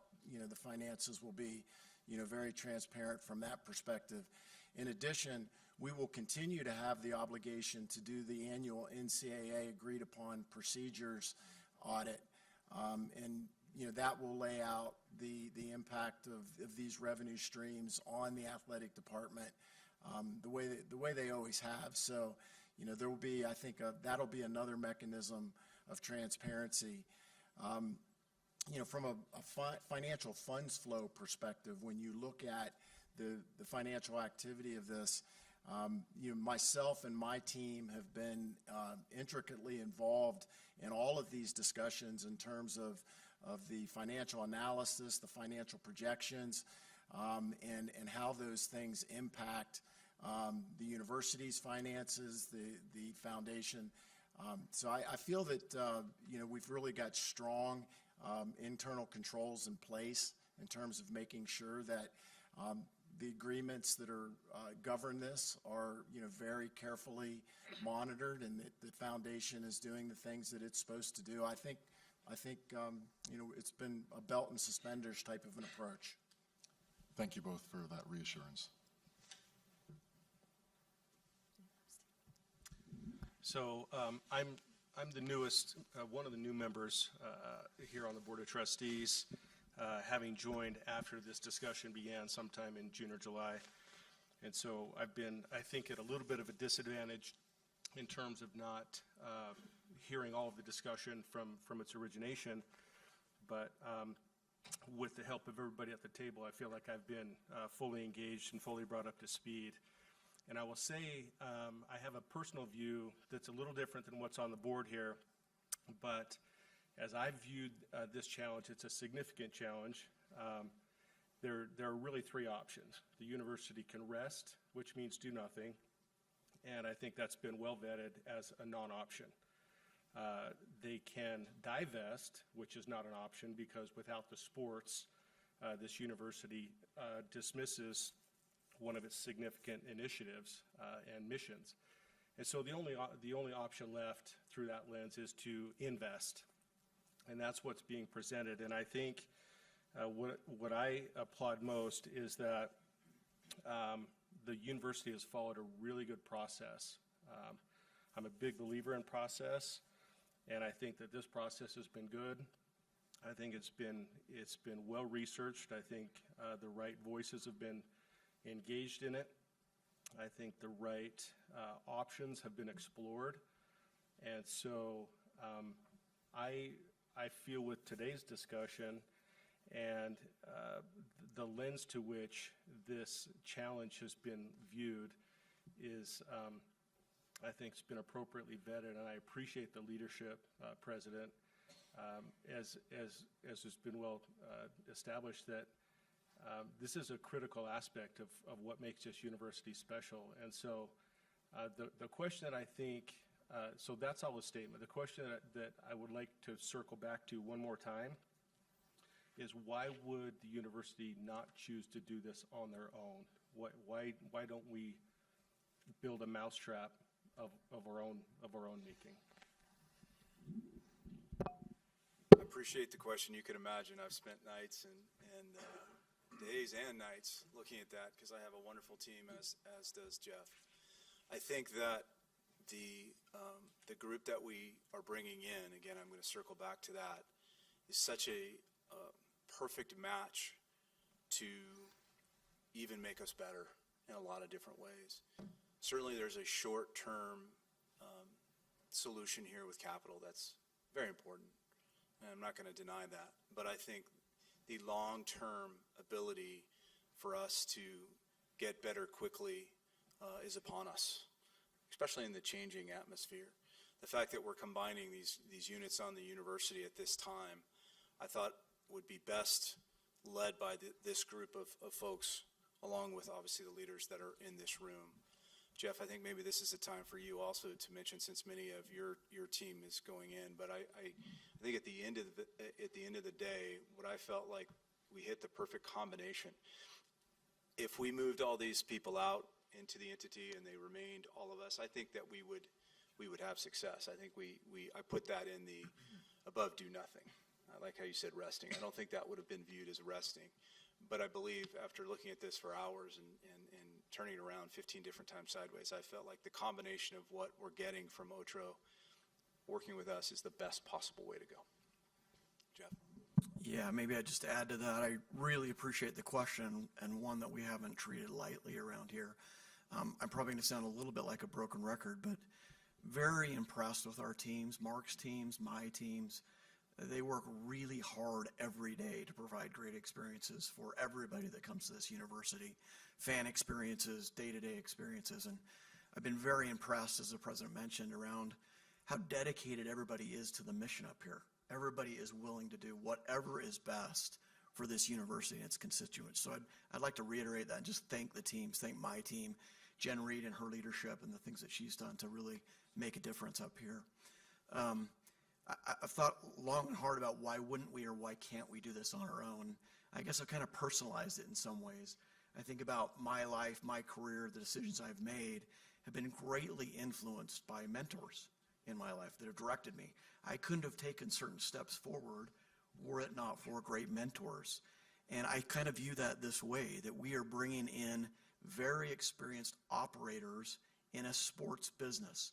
We have great people. We have great mentors here.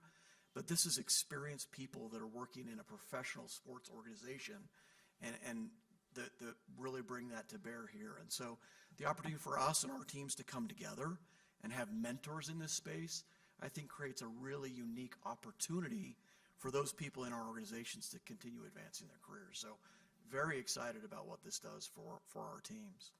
Steve, maybe one other thing I'd like to add, thank you. I also think that there's another byproduct to this that I haven't mentioned yet that I think is important, is thinking what the provost said, Maria, the conversations we've had through this and even before this about, I think there can be a little bit more laser focus on our students, right? I'm not to suggest that I'm going to be leaning out much on everything that's on the board, but this does allow for some more reorganization to really focus on how students are taken care of. Are our coaches at the very highest level? Are we providing the, get away from resources for a minute, just everything that these coaches need and the time. I'm not going to rest on this, but I think as you go deeper into my organization, as we've discussed it with my leadership team, you know, we now can really look at these students differently. You know, the transfer's tough. Mental health is tough right now, not just for student athletes, but for this university. I think we can have a little bit more, one, we can maintain all that and be better at it with resources, but two, a a little bit more focus. I mean, this 95% graduation rate is not something that it takes so much watering and effort from so many incredible people. And we can now go forward and perhaps even spend a little bit more time on that side of the house. So maybe I could just make a quick summary of what I've heard, because to me it's the combination that makes this so powerful. So one, you now have athletics department focused on students and what they do best. You have a new entity focused on the revenue. So the focus and the reorganization does a remarkable thing. There is an incentive alignment that you then get in each of those different pieces that has been there before, but has just, again, lacked a focus. So you pull those together. And then finally, there is a discipline when you bring in a partner and you bring in capital that will increase the urgency. Change is moving faster. And this university does move fast relative to others. But I think what this does is this actually puts us ahead. And I was very compelled by the fact that that incredible combination of those three things, focus, capital, and reorganization, actually allow us to move faster than we are now.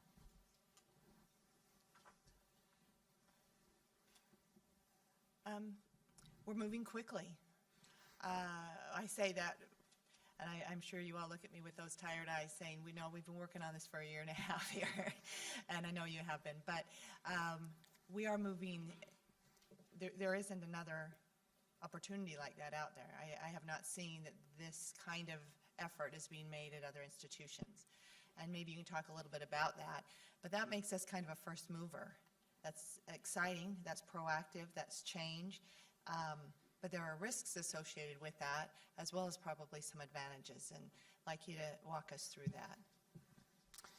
Yeah, I think there are a number of strategies we're using to mitigate risk of being out there first. And David, if you want to talk a little bit to those in contractual ways. But I think first and foremost, and it's been presented earlier, there's equal risk of actually not doing anything, right? And I think this is one of those unique situations you often find yourself in, as a leader, that you could find yourself building losses very, very quickly, and then we would be gathered as trustees with a very different scenario, right? Instead, we're talking about the risks of leaning into an opportunity, right? Those are ones that I think we're all going to have to buy into here today. That those are the ones that we want to take on, not the ones of actually standing still.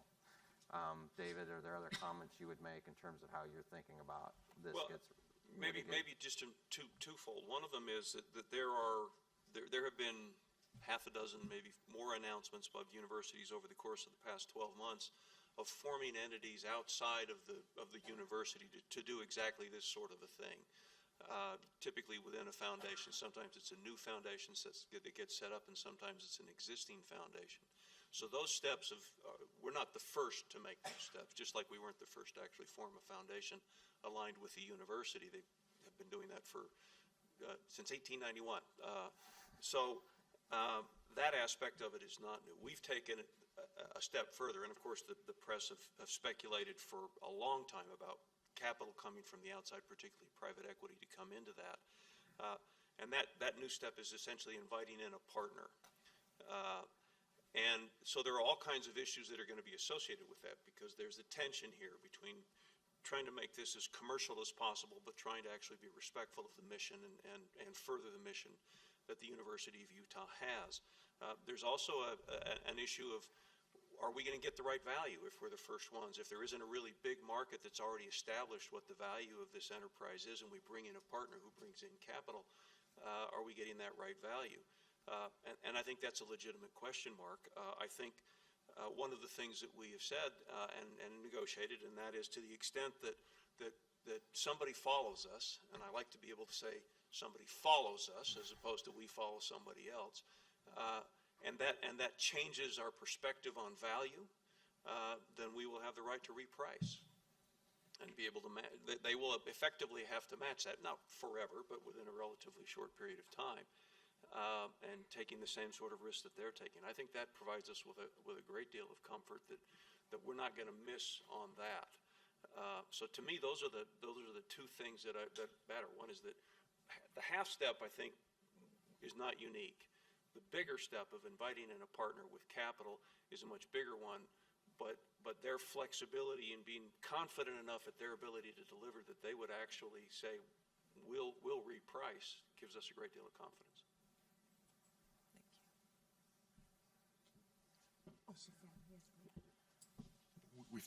We've talked a bit about downside and what could go wrong. What does success look like? What are we hoping the scenario is? And what is the definition of success over the coming years? That's a fun question, and I don't want to take that fun away from Mark.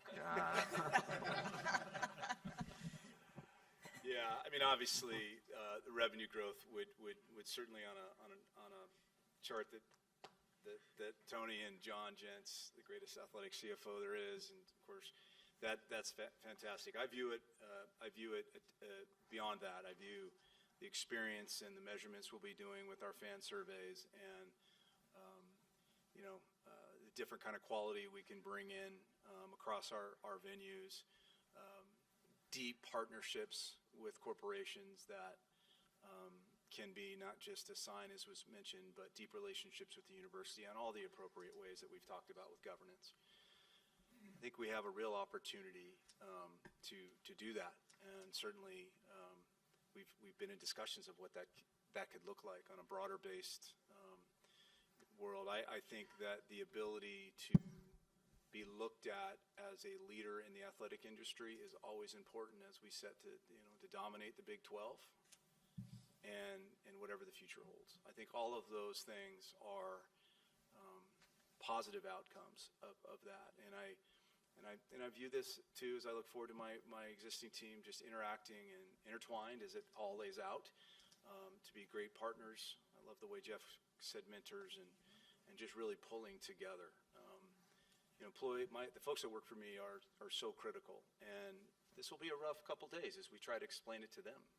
And we have a great culture in the athletic department, and I actually view this as a real chance to improve upon that. We have some employees right now that I don't know if they're still watching or if they've turned into other things, but if they are still watching, I will say that I believe to be a part of an athletic program, and I'll say this to our fans and donors, to be a part of this innovative partnership together is a pretty cool thing for anybody's career.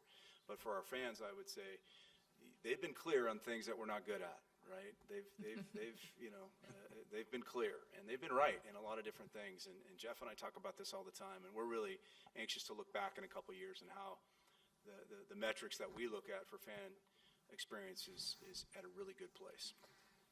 I will take this maybe back to the mission of the university and how I think this fits in. So first and foremost, I do think the ability to enhance an alumni experience, not just a fan experience, but an alumni experience through this enterprise will be fantastic. But now let's talk about students. I think we've got the Dean of the Business School in here today. He is starting a sports management program, is my understanding, right? We now have a laser-focused, professionalized sports and entertainment business captive to the University of Utah. Imagine, right, the employees and the people that are going to launch their careers in sports and entertainment through this enterprise, working in our venues, selling tickets, creating brand, creating social media, right? Suddenly we have something that others don't have. I look at our healthcare enterprise, and I think about now, right, really contemplating that we have got to take care of athletes as professionals, and you think about sports medicine, enhancing sports medicine and creating performance centers, right, and what we can do on the research side, right? I think Bob mentioned earlier, the healthcare system has deep experience in forming an enterprise like this, which now, however many years later, is feeding that research enterprise. To me, success, that's what it will be, right? Is this enterprise suddenly starts feeding the sports research that we need, right, and the human performance research that we need, and then of course, right, we think about just the general overall health of our society and the fact that you'll have athletes, right, that are showing the way, right, and we can use that in our healthcare system. So those are a few of the things that get me really, really, really excited about what this business will do for the university mission in general.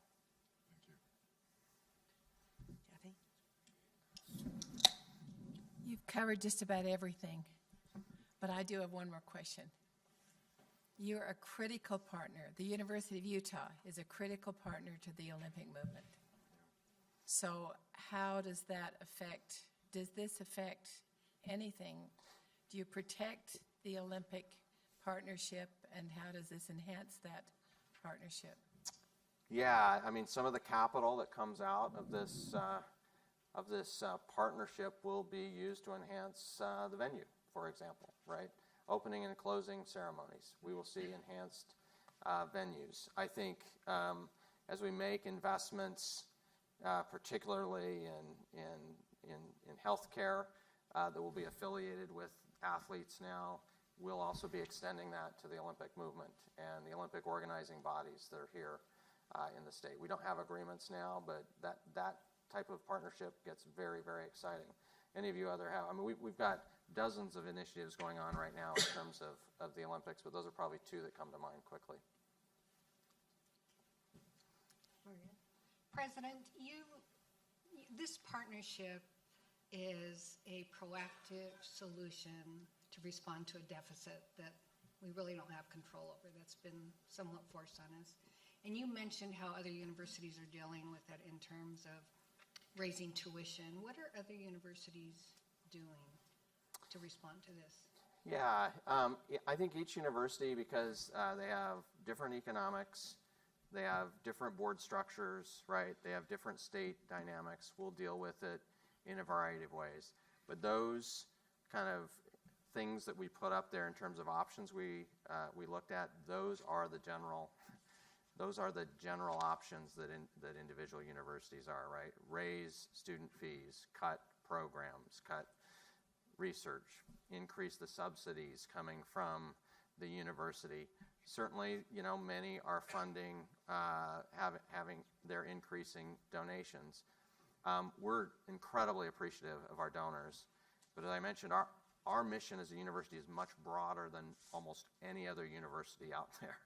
And our donors enjoy giving to health sciences, they enjoy giving to students, they enjoy other things. And at some level, you have to have that conversation and say, we need something more sustainable over time, right? If all we're seeing are increasing expenses, we can't do this all right on one single revenue stream. And to us, this builds a business underneath something that's important to us and creates some sustainability long term. Thank you.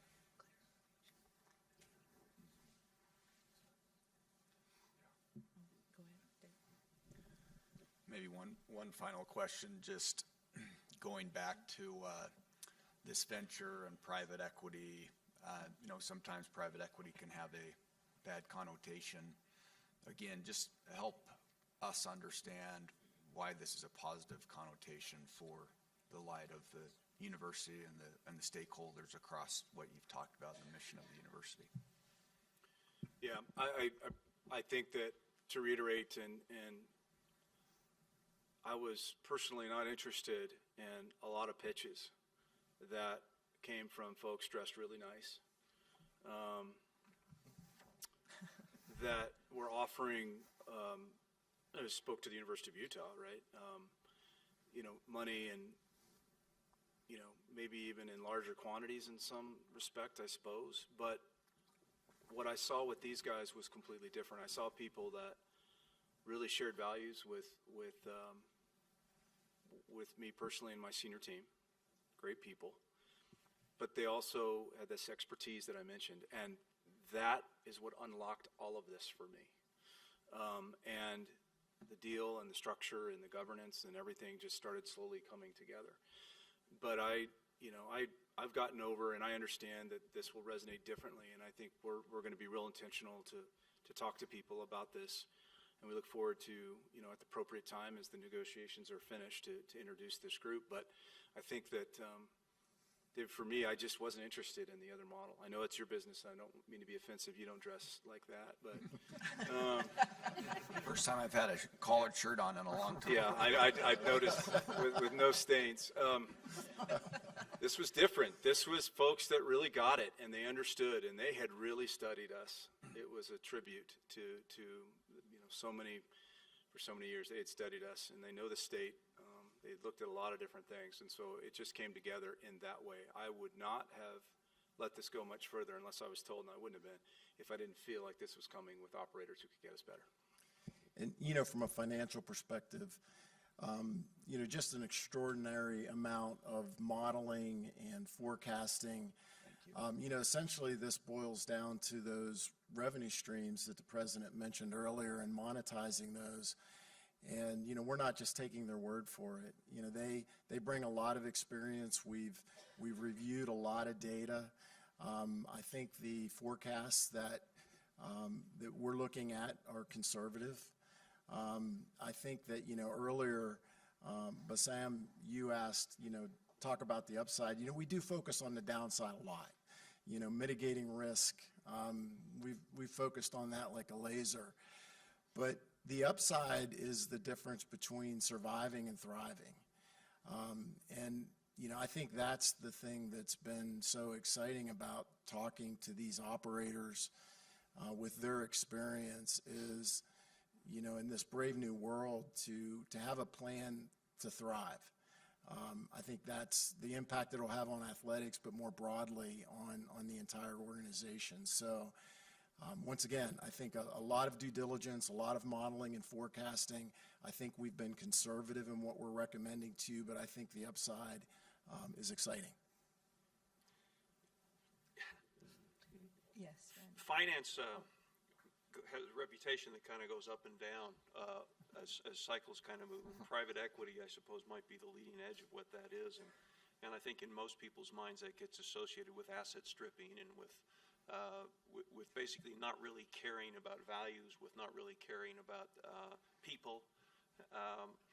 And, I suppose there are many circles in which that is true, because when you have unfettered access to capital and your only goal is actually to increase the profitability of something and you have no other goals in mind, then that can lead to some really bad behavior.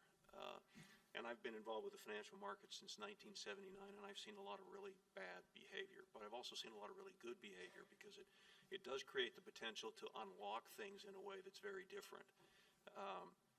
So there are those who use the tools to actually build things, and then there are those who actually forget that the purpose of finance is to help build things as opposed to basically just to make money. I think I put these people in the former category. They understand that this is really, that the job is not to try to do some sort of financial architecture. The job is to build something.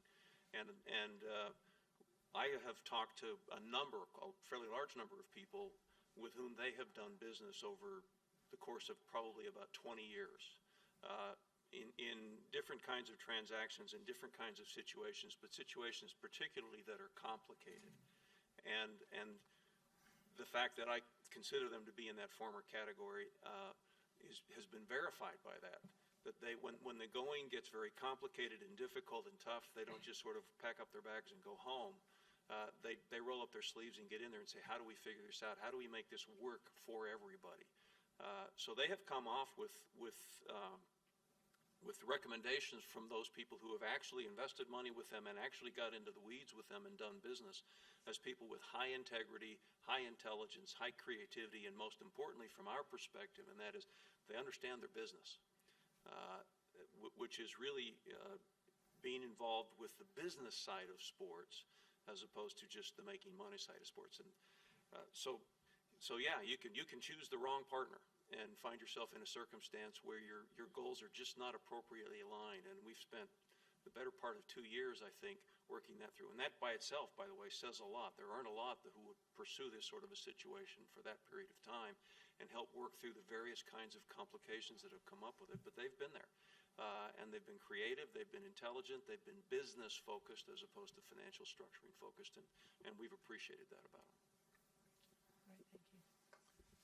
David, I appreciate your comment that that this partner believes the purpose of finance is to build something that has positive impact. Private equity exits. Yeah. And my understanding from our conversations is this is a partner that probably is looking at approximately 7, I have never needed a microphone before.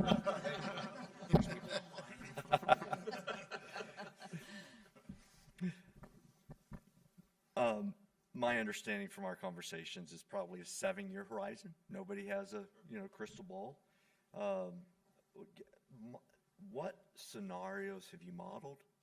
I don't know if this is David or Jeff or Tony, but walk us through 3 or 4 different scenarios, the downside, the upside, in 7 years, that time of exit. Go ahead. Or president, whoever. Tony, yeah. Well, I think, in some respects, that's the most important part of this, right? Which is we choose to partner with them. They're in the business to build the business, but then they're in the business to exit the business and actually realize on what they've actually been able to build. That doesn't mean that the entire business changes because they're only going to own a part of it. We're going to own the most significant part of that, and we don't have any plans on going anywhere. But that does mean that we have to be thinking about who do we want to partner with when that happens. How is that going to happen? So the first part of that, how might it happen? And that is that we will exercise significant control over who that partner is. Part of that's just natural. Who wants to partner with somebody who doesn't want them as a partner? And part of that is just going to be legal. It's going to be contractual, and that is we're not interested in partnering with somebody who's a major donor to another major university, for example. That's not going to happen. We will have the contractual ability to make sure that that doesn't happen. I don't think we have any interest in being partnered with somebody who we think brings disrepute to the University of Utah.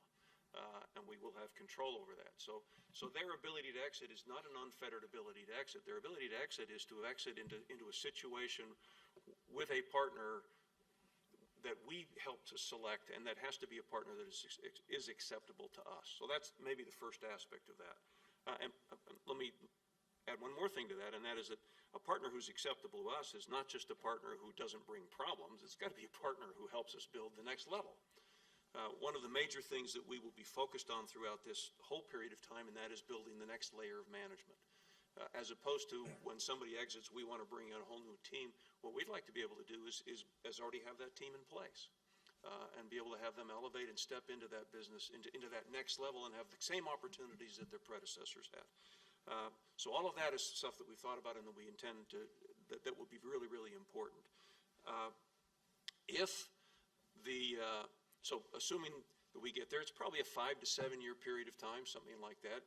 This is going to take it's going to need a runway to be able to build up to what it really can be. The sooner it happens, quite frankly, is probably more an indication of success than it is anything else. And we can recognize that and crystallize the value that has been created over that period of time. Then we have lots of options. We will have the ability to actually step in and buy them out. And we could look at that and say, we've built a great enterprise right here. Frankly, we don't need another partner. We don't want another partner.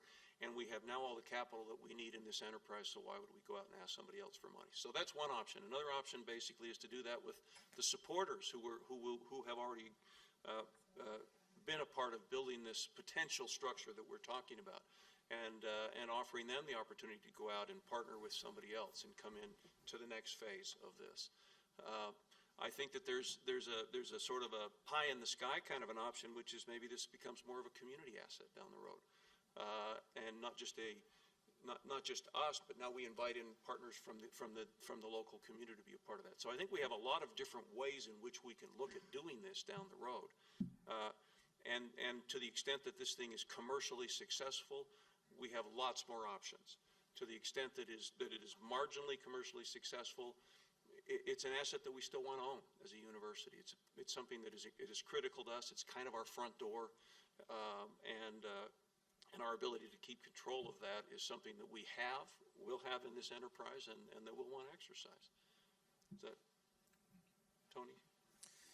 Yeah, and as we move forward, as we talk about the entire enterprise to the board and how the $10 billion enterprise is doing financially with both the challenges and the opportunities we face, one of the things that we'll regularly be reporting on is the value of this new joint venture. thinking ahead to potential exit scenarios and making sure that we're planning accordingly.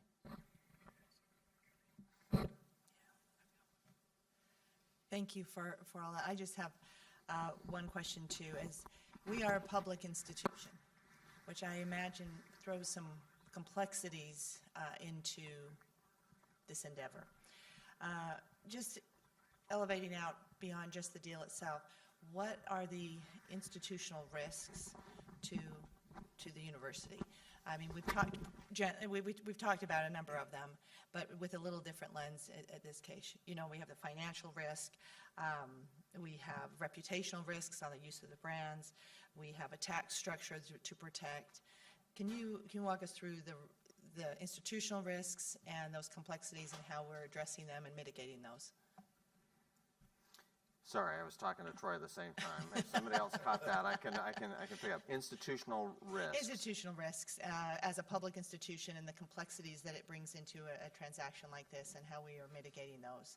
Tax, of course, financial downfall, but which we've already talked about. So we have had tax opinions on this, and I think they've been very, very thoroughly vetted.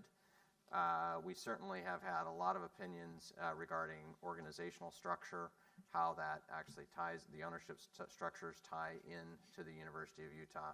We have a lot of opinions.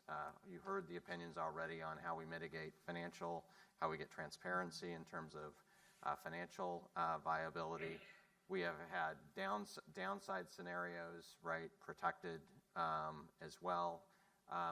We will, since this transaction has not been closed, right, we will be coming back particularly to the executive committee of the trustees with any changes, material changes that may occur. So what risks have I kind of left out here? Am I missing anything? I don't think so. Anyway. Thank you. I've been seeing nods from our trustees here, so I appreciate all of the thoughtful questions, the comments, and the responsiveness and the transparency with which you've conducted this process. Could I just end? Yes, I love please. the question, what does success look like, right? To me, what success looks like is in 5 and 7 years when we have to talk about the partner is ready to move on. We have a thriving athletics franchise, but it's a thriving athletics franchise that's also fed programs and research and everything else at this university. It's something that we all look at and we say, oh my gosh, we're excited that that is part of our university. It has lifted the brand. It has brought more people into this university on every single mission that we have. I actually think with this structure, we have hope of doing that. Is it easy? No, I do not want to set expectations too high because this is new, right? This will require hard work from every one of us. It will require hard work from the individuals that will be in that new organization. Change is always hard. But I would just say what I have liked about this option is it gives us upside, right? And everything else we looked at does not give us upside. And that excites me more than anything else. Thank you. Any other comments from the trustees or for your team? In which case, I'd like to move on to reviewing the resolution. I know that all the trustees have reviewed it carefully, and there's a copy in your packet, but I think we're also going to display it on the screen as well. And I've asked our board secretary, Chris Nelson, to read the resolution for the record before we take a roll call vote. Tuning up his voice, Chris.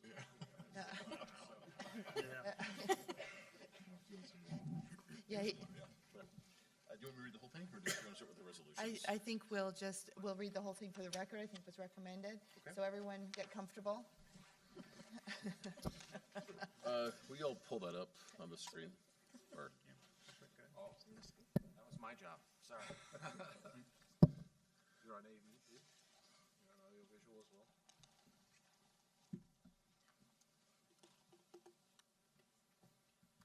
It was the night before Christmas. Just kidding. I so rarely get to talk on these things. All right. It is it's a 4-pager, so sit back. Whereas the University of Utah aspires to be a top public university with outstanding academic programs, groundbreaking research, world-class healthcare, and nationally competitive athletic programs. Whereas the University of Utah seeks to build its brand and reputation as a top public university and attract high-quality faculty, great students, and to provide a wide variety of entertaining and engaging athletic programs. Whereas the university's athletics department and sports programs are a critical component of the university's brand and community, and significantly advance the recognition and brand of the university, as well as the affinity of its alumni, partners, and donors. Whereas intercollegiate athletics is undergoing recent transformational change, including, for example, student-athlete revenue sharing, unlimited transfers by student athletes. I'll keep on going. Unlimited transfers by student athletes among institutions, and evolving governance structures for college sports programs, leading to a dramatic increase in costs for athletics departments striving to stay viable and competitive.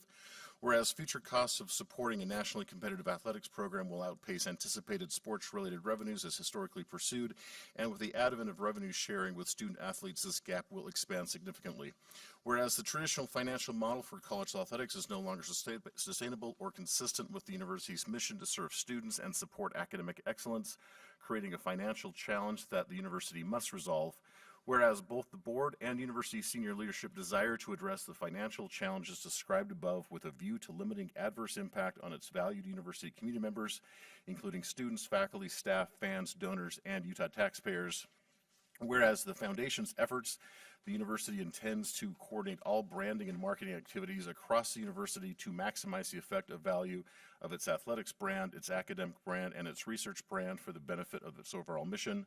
Whereas University Growth Capital Partners Foundation, the foundation, is a 501c3 Utah nonprofit corporation, the sole purpose of which is to support the university's initiative and objectives.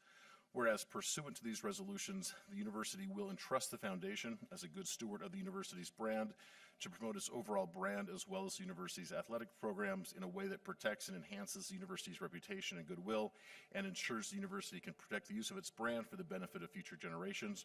Whereas in July 2025, the board requested that the foundation assist the university in exploring, identifying, and developing strategic solutions to the anticipated financial and operational challenges of managing multiple nationally competitive athletics programs caused by the general upheaval in college athletics.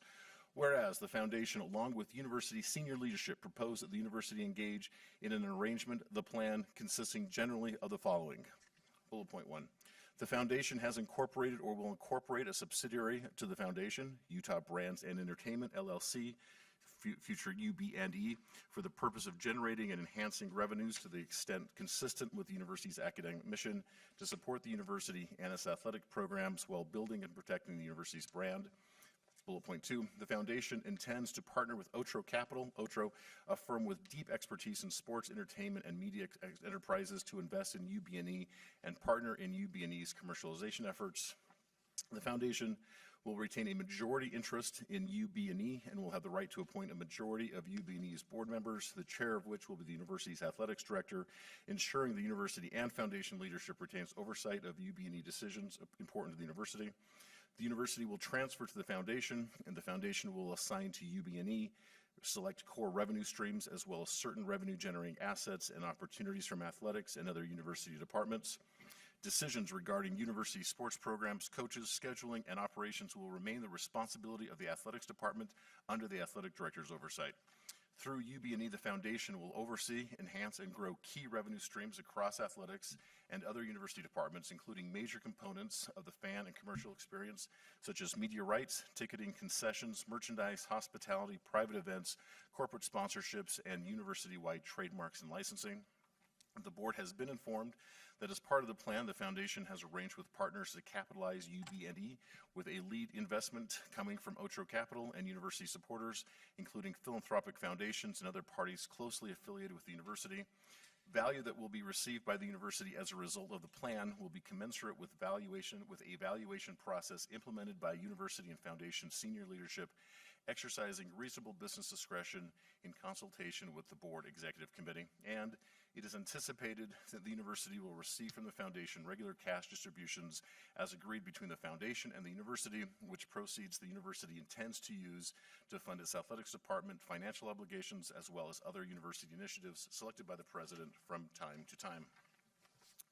Whereas both the foundation and university leadership have expressed confidence that the proposed plan has great potential to provide significant benefits to students, faculty, staff, fans, and community members while positioning Utah athletics for long-term success, furthering the university's academic and research missions, and increasing the university's national and international standing and reputation. Whereas the board has received assurances from the university's Office of General Counsel that legal risks associated with the university's execution of the plan are within an acceptable range relating to federal and state laws applicable to the university, Utah laws governing public universities and assets, and existing bond and other financial covenants applicable to the university. Whereas the board has been advised by the university's outside tax counsel in its judgment, given all facts and circumstances known to them, there is substantial authority that the plan can be implemented in a manner consistent with federal tax laws, providing that exempt organizations may participate in joint ventures and that college athletics further educational purposes, allowing for preservation of the university's and the foundation's tax-exempt status under Section 501c3 of the Internal Revenue Code and compliance with IRS guidelines related to avoidance of private inurement, substantial private benefit, and substantial unrelated business taxable income. Whereas prior to today's deliberations with a quorum of the trustees, university senior leadership has kept individual trustees informed of the opportunities under consideration, including the plan, and trustees have had adequate opportunity to ask questions of senior leadership of the university and the foundation, and to acquaint themselves with material features of the plan in preparation for today's deliberations. And whereas the board has determined that it is in the best interest of the university to implement the plan as presented to board members by university senior leadership, now, therefore, be it resolved that the board hereby approves the university's implementation of the plan consistent with the previously described terms of the plan. Be it further resolved that the university's president and his advisors, in cooperation with foundation leadership, are hereby authorized to negotiate the specific terms of all agreements and other instruments necessary and appropriate to enable the university to execute the plan, the transaction documents. Be it further resolved that the president is hereby authorized to execute those transaction documents to which the university is a party, and to take all other actions the president deems necessary and appropriate to implement these resolutions. Be it further resolved that the foregoing resolutions grant to the president, in consultation with the university's senior leadership and Office of General Counsel, authority to negotiate transaction document terms that, on balance, the president determines in his reasonable judgment are in the university's best interest.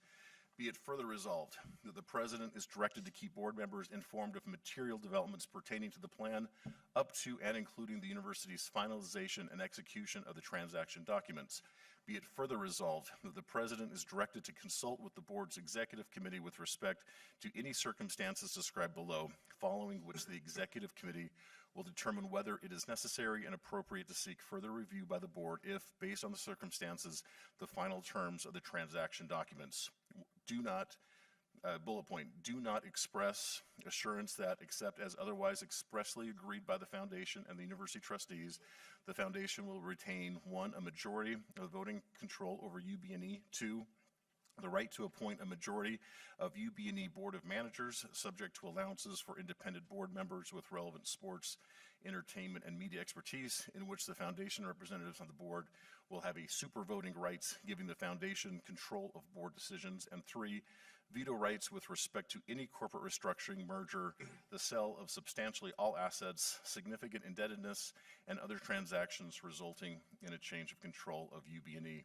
Bullet point, do not include assurances that the university retains ownership of its name, trademarks, and logos, known as university marks, and grants to the foundation a limited license to use university marks in furtherance of the plan, subject in all cases to 1, customary university restrictions on approval, use, presentation standards, and reputational prohibitions set forth in university policies and regulations as amended from time to time, and 2, reasonable expectations regarding accountability to the university for the use of the university marks.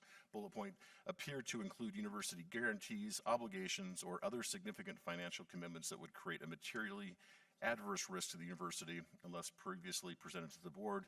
Last bullet point contains significant changes to the material terms and conditions of the plan as herein previously described to the board. Be it further resolved that all actions previously taken by university leadership and any board trustee in furtherance of the plan and consistent with these resolutions are hereby ratified and approved in all respects. Good job. Yeah. Could you read that just one more time? Make it from the top. I think that was the hardest job of this whole deal. Thank you, Dennis, for those record words. Are there any questions or clarifications that need to be made about the resolution? Or additional comments?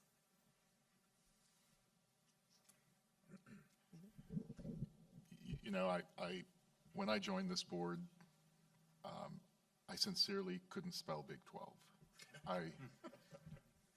I really came on with a bias towards our academics, research, and public service, sincerely. I think all of you know that.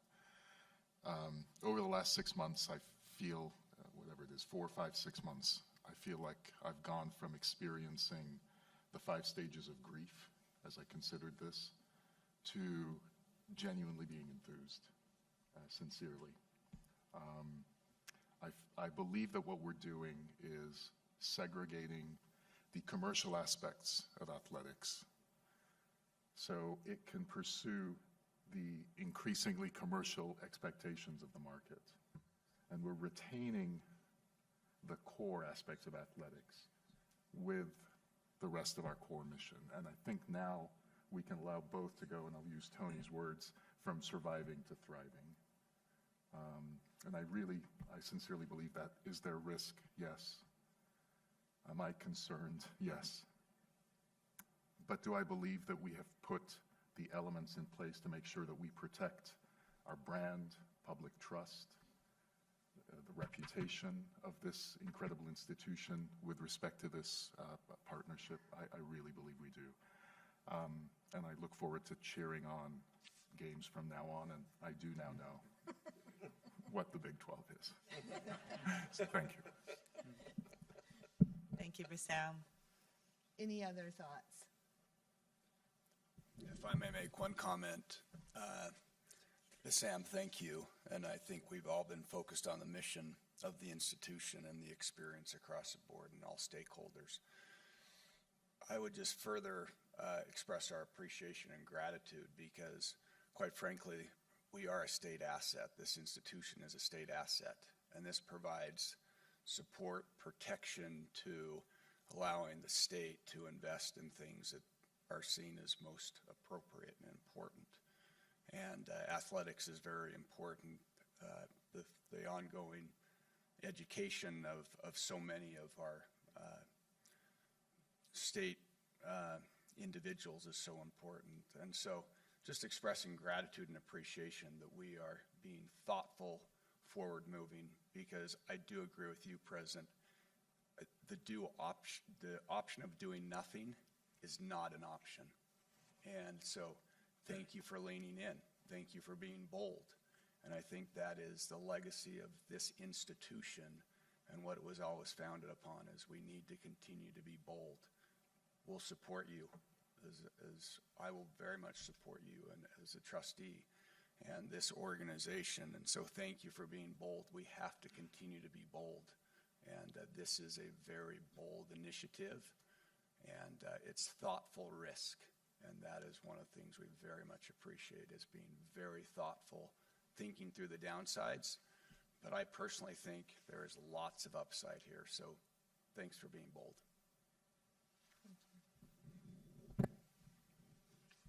Anyone else?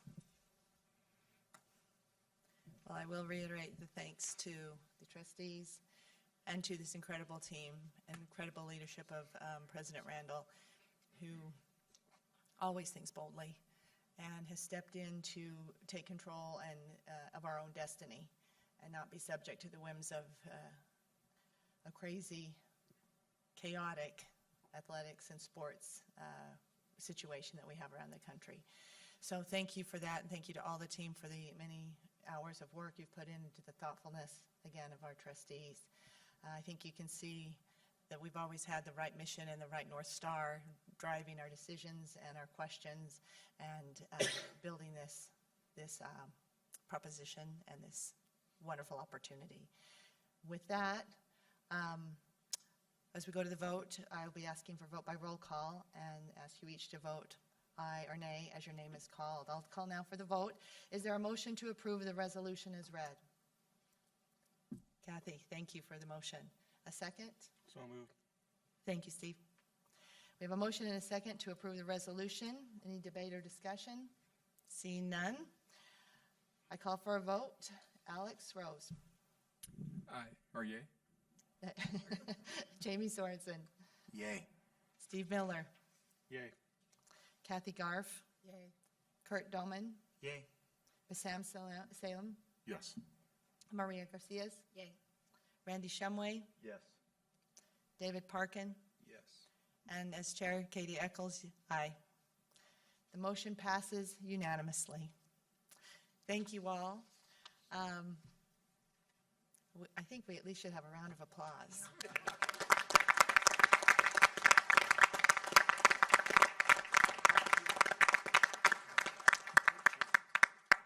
Okay, can I turn to you then? We have a few housekeeping things that Chris, if he can get his voice back, will share with us. For members of media, we'll be doing a media availability for President Randall, Athletic Director Harlan, in the room next door. We just need a few minutes to set that up. For trustees, if you get asked for comments, as our typical process, we would go to the chair. So you can just bounce those back to my team, Karen, Annalisa, and so that the board is basically speaking with one voice. So obviously, you will handle that, but pretty much my recommendation would be what you all said today is kind of what is on the record, and we'll if that's okay. So. Thank you. Reminder, so that you don't worry, you won't see us again soon. Our next public meeting is Tuesday, January 13th in the new year. And I will call for a motion to adjourn. So moved. Second. All right, we have a first motion and a second. All in favor, say aye. Aye. Meeting stands adjourned. Thank you all. Thank you.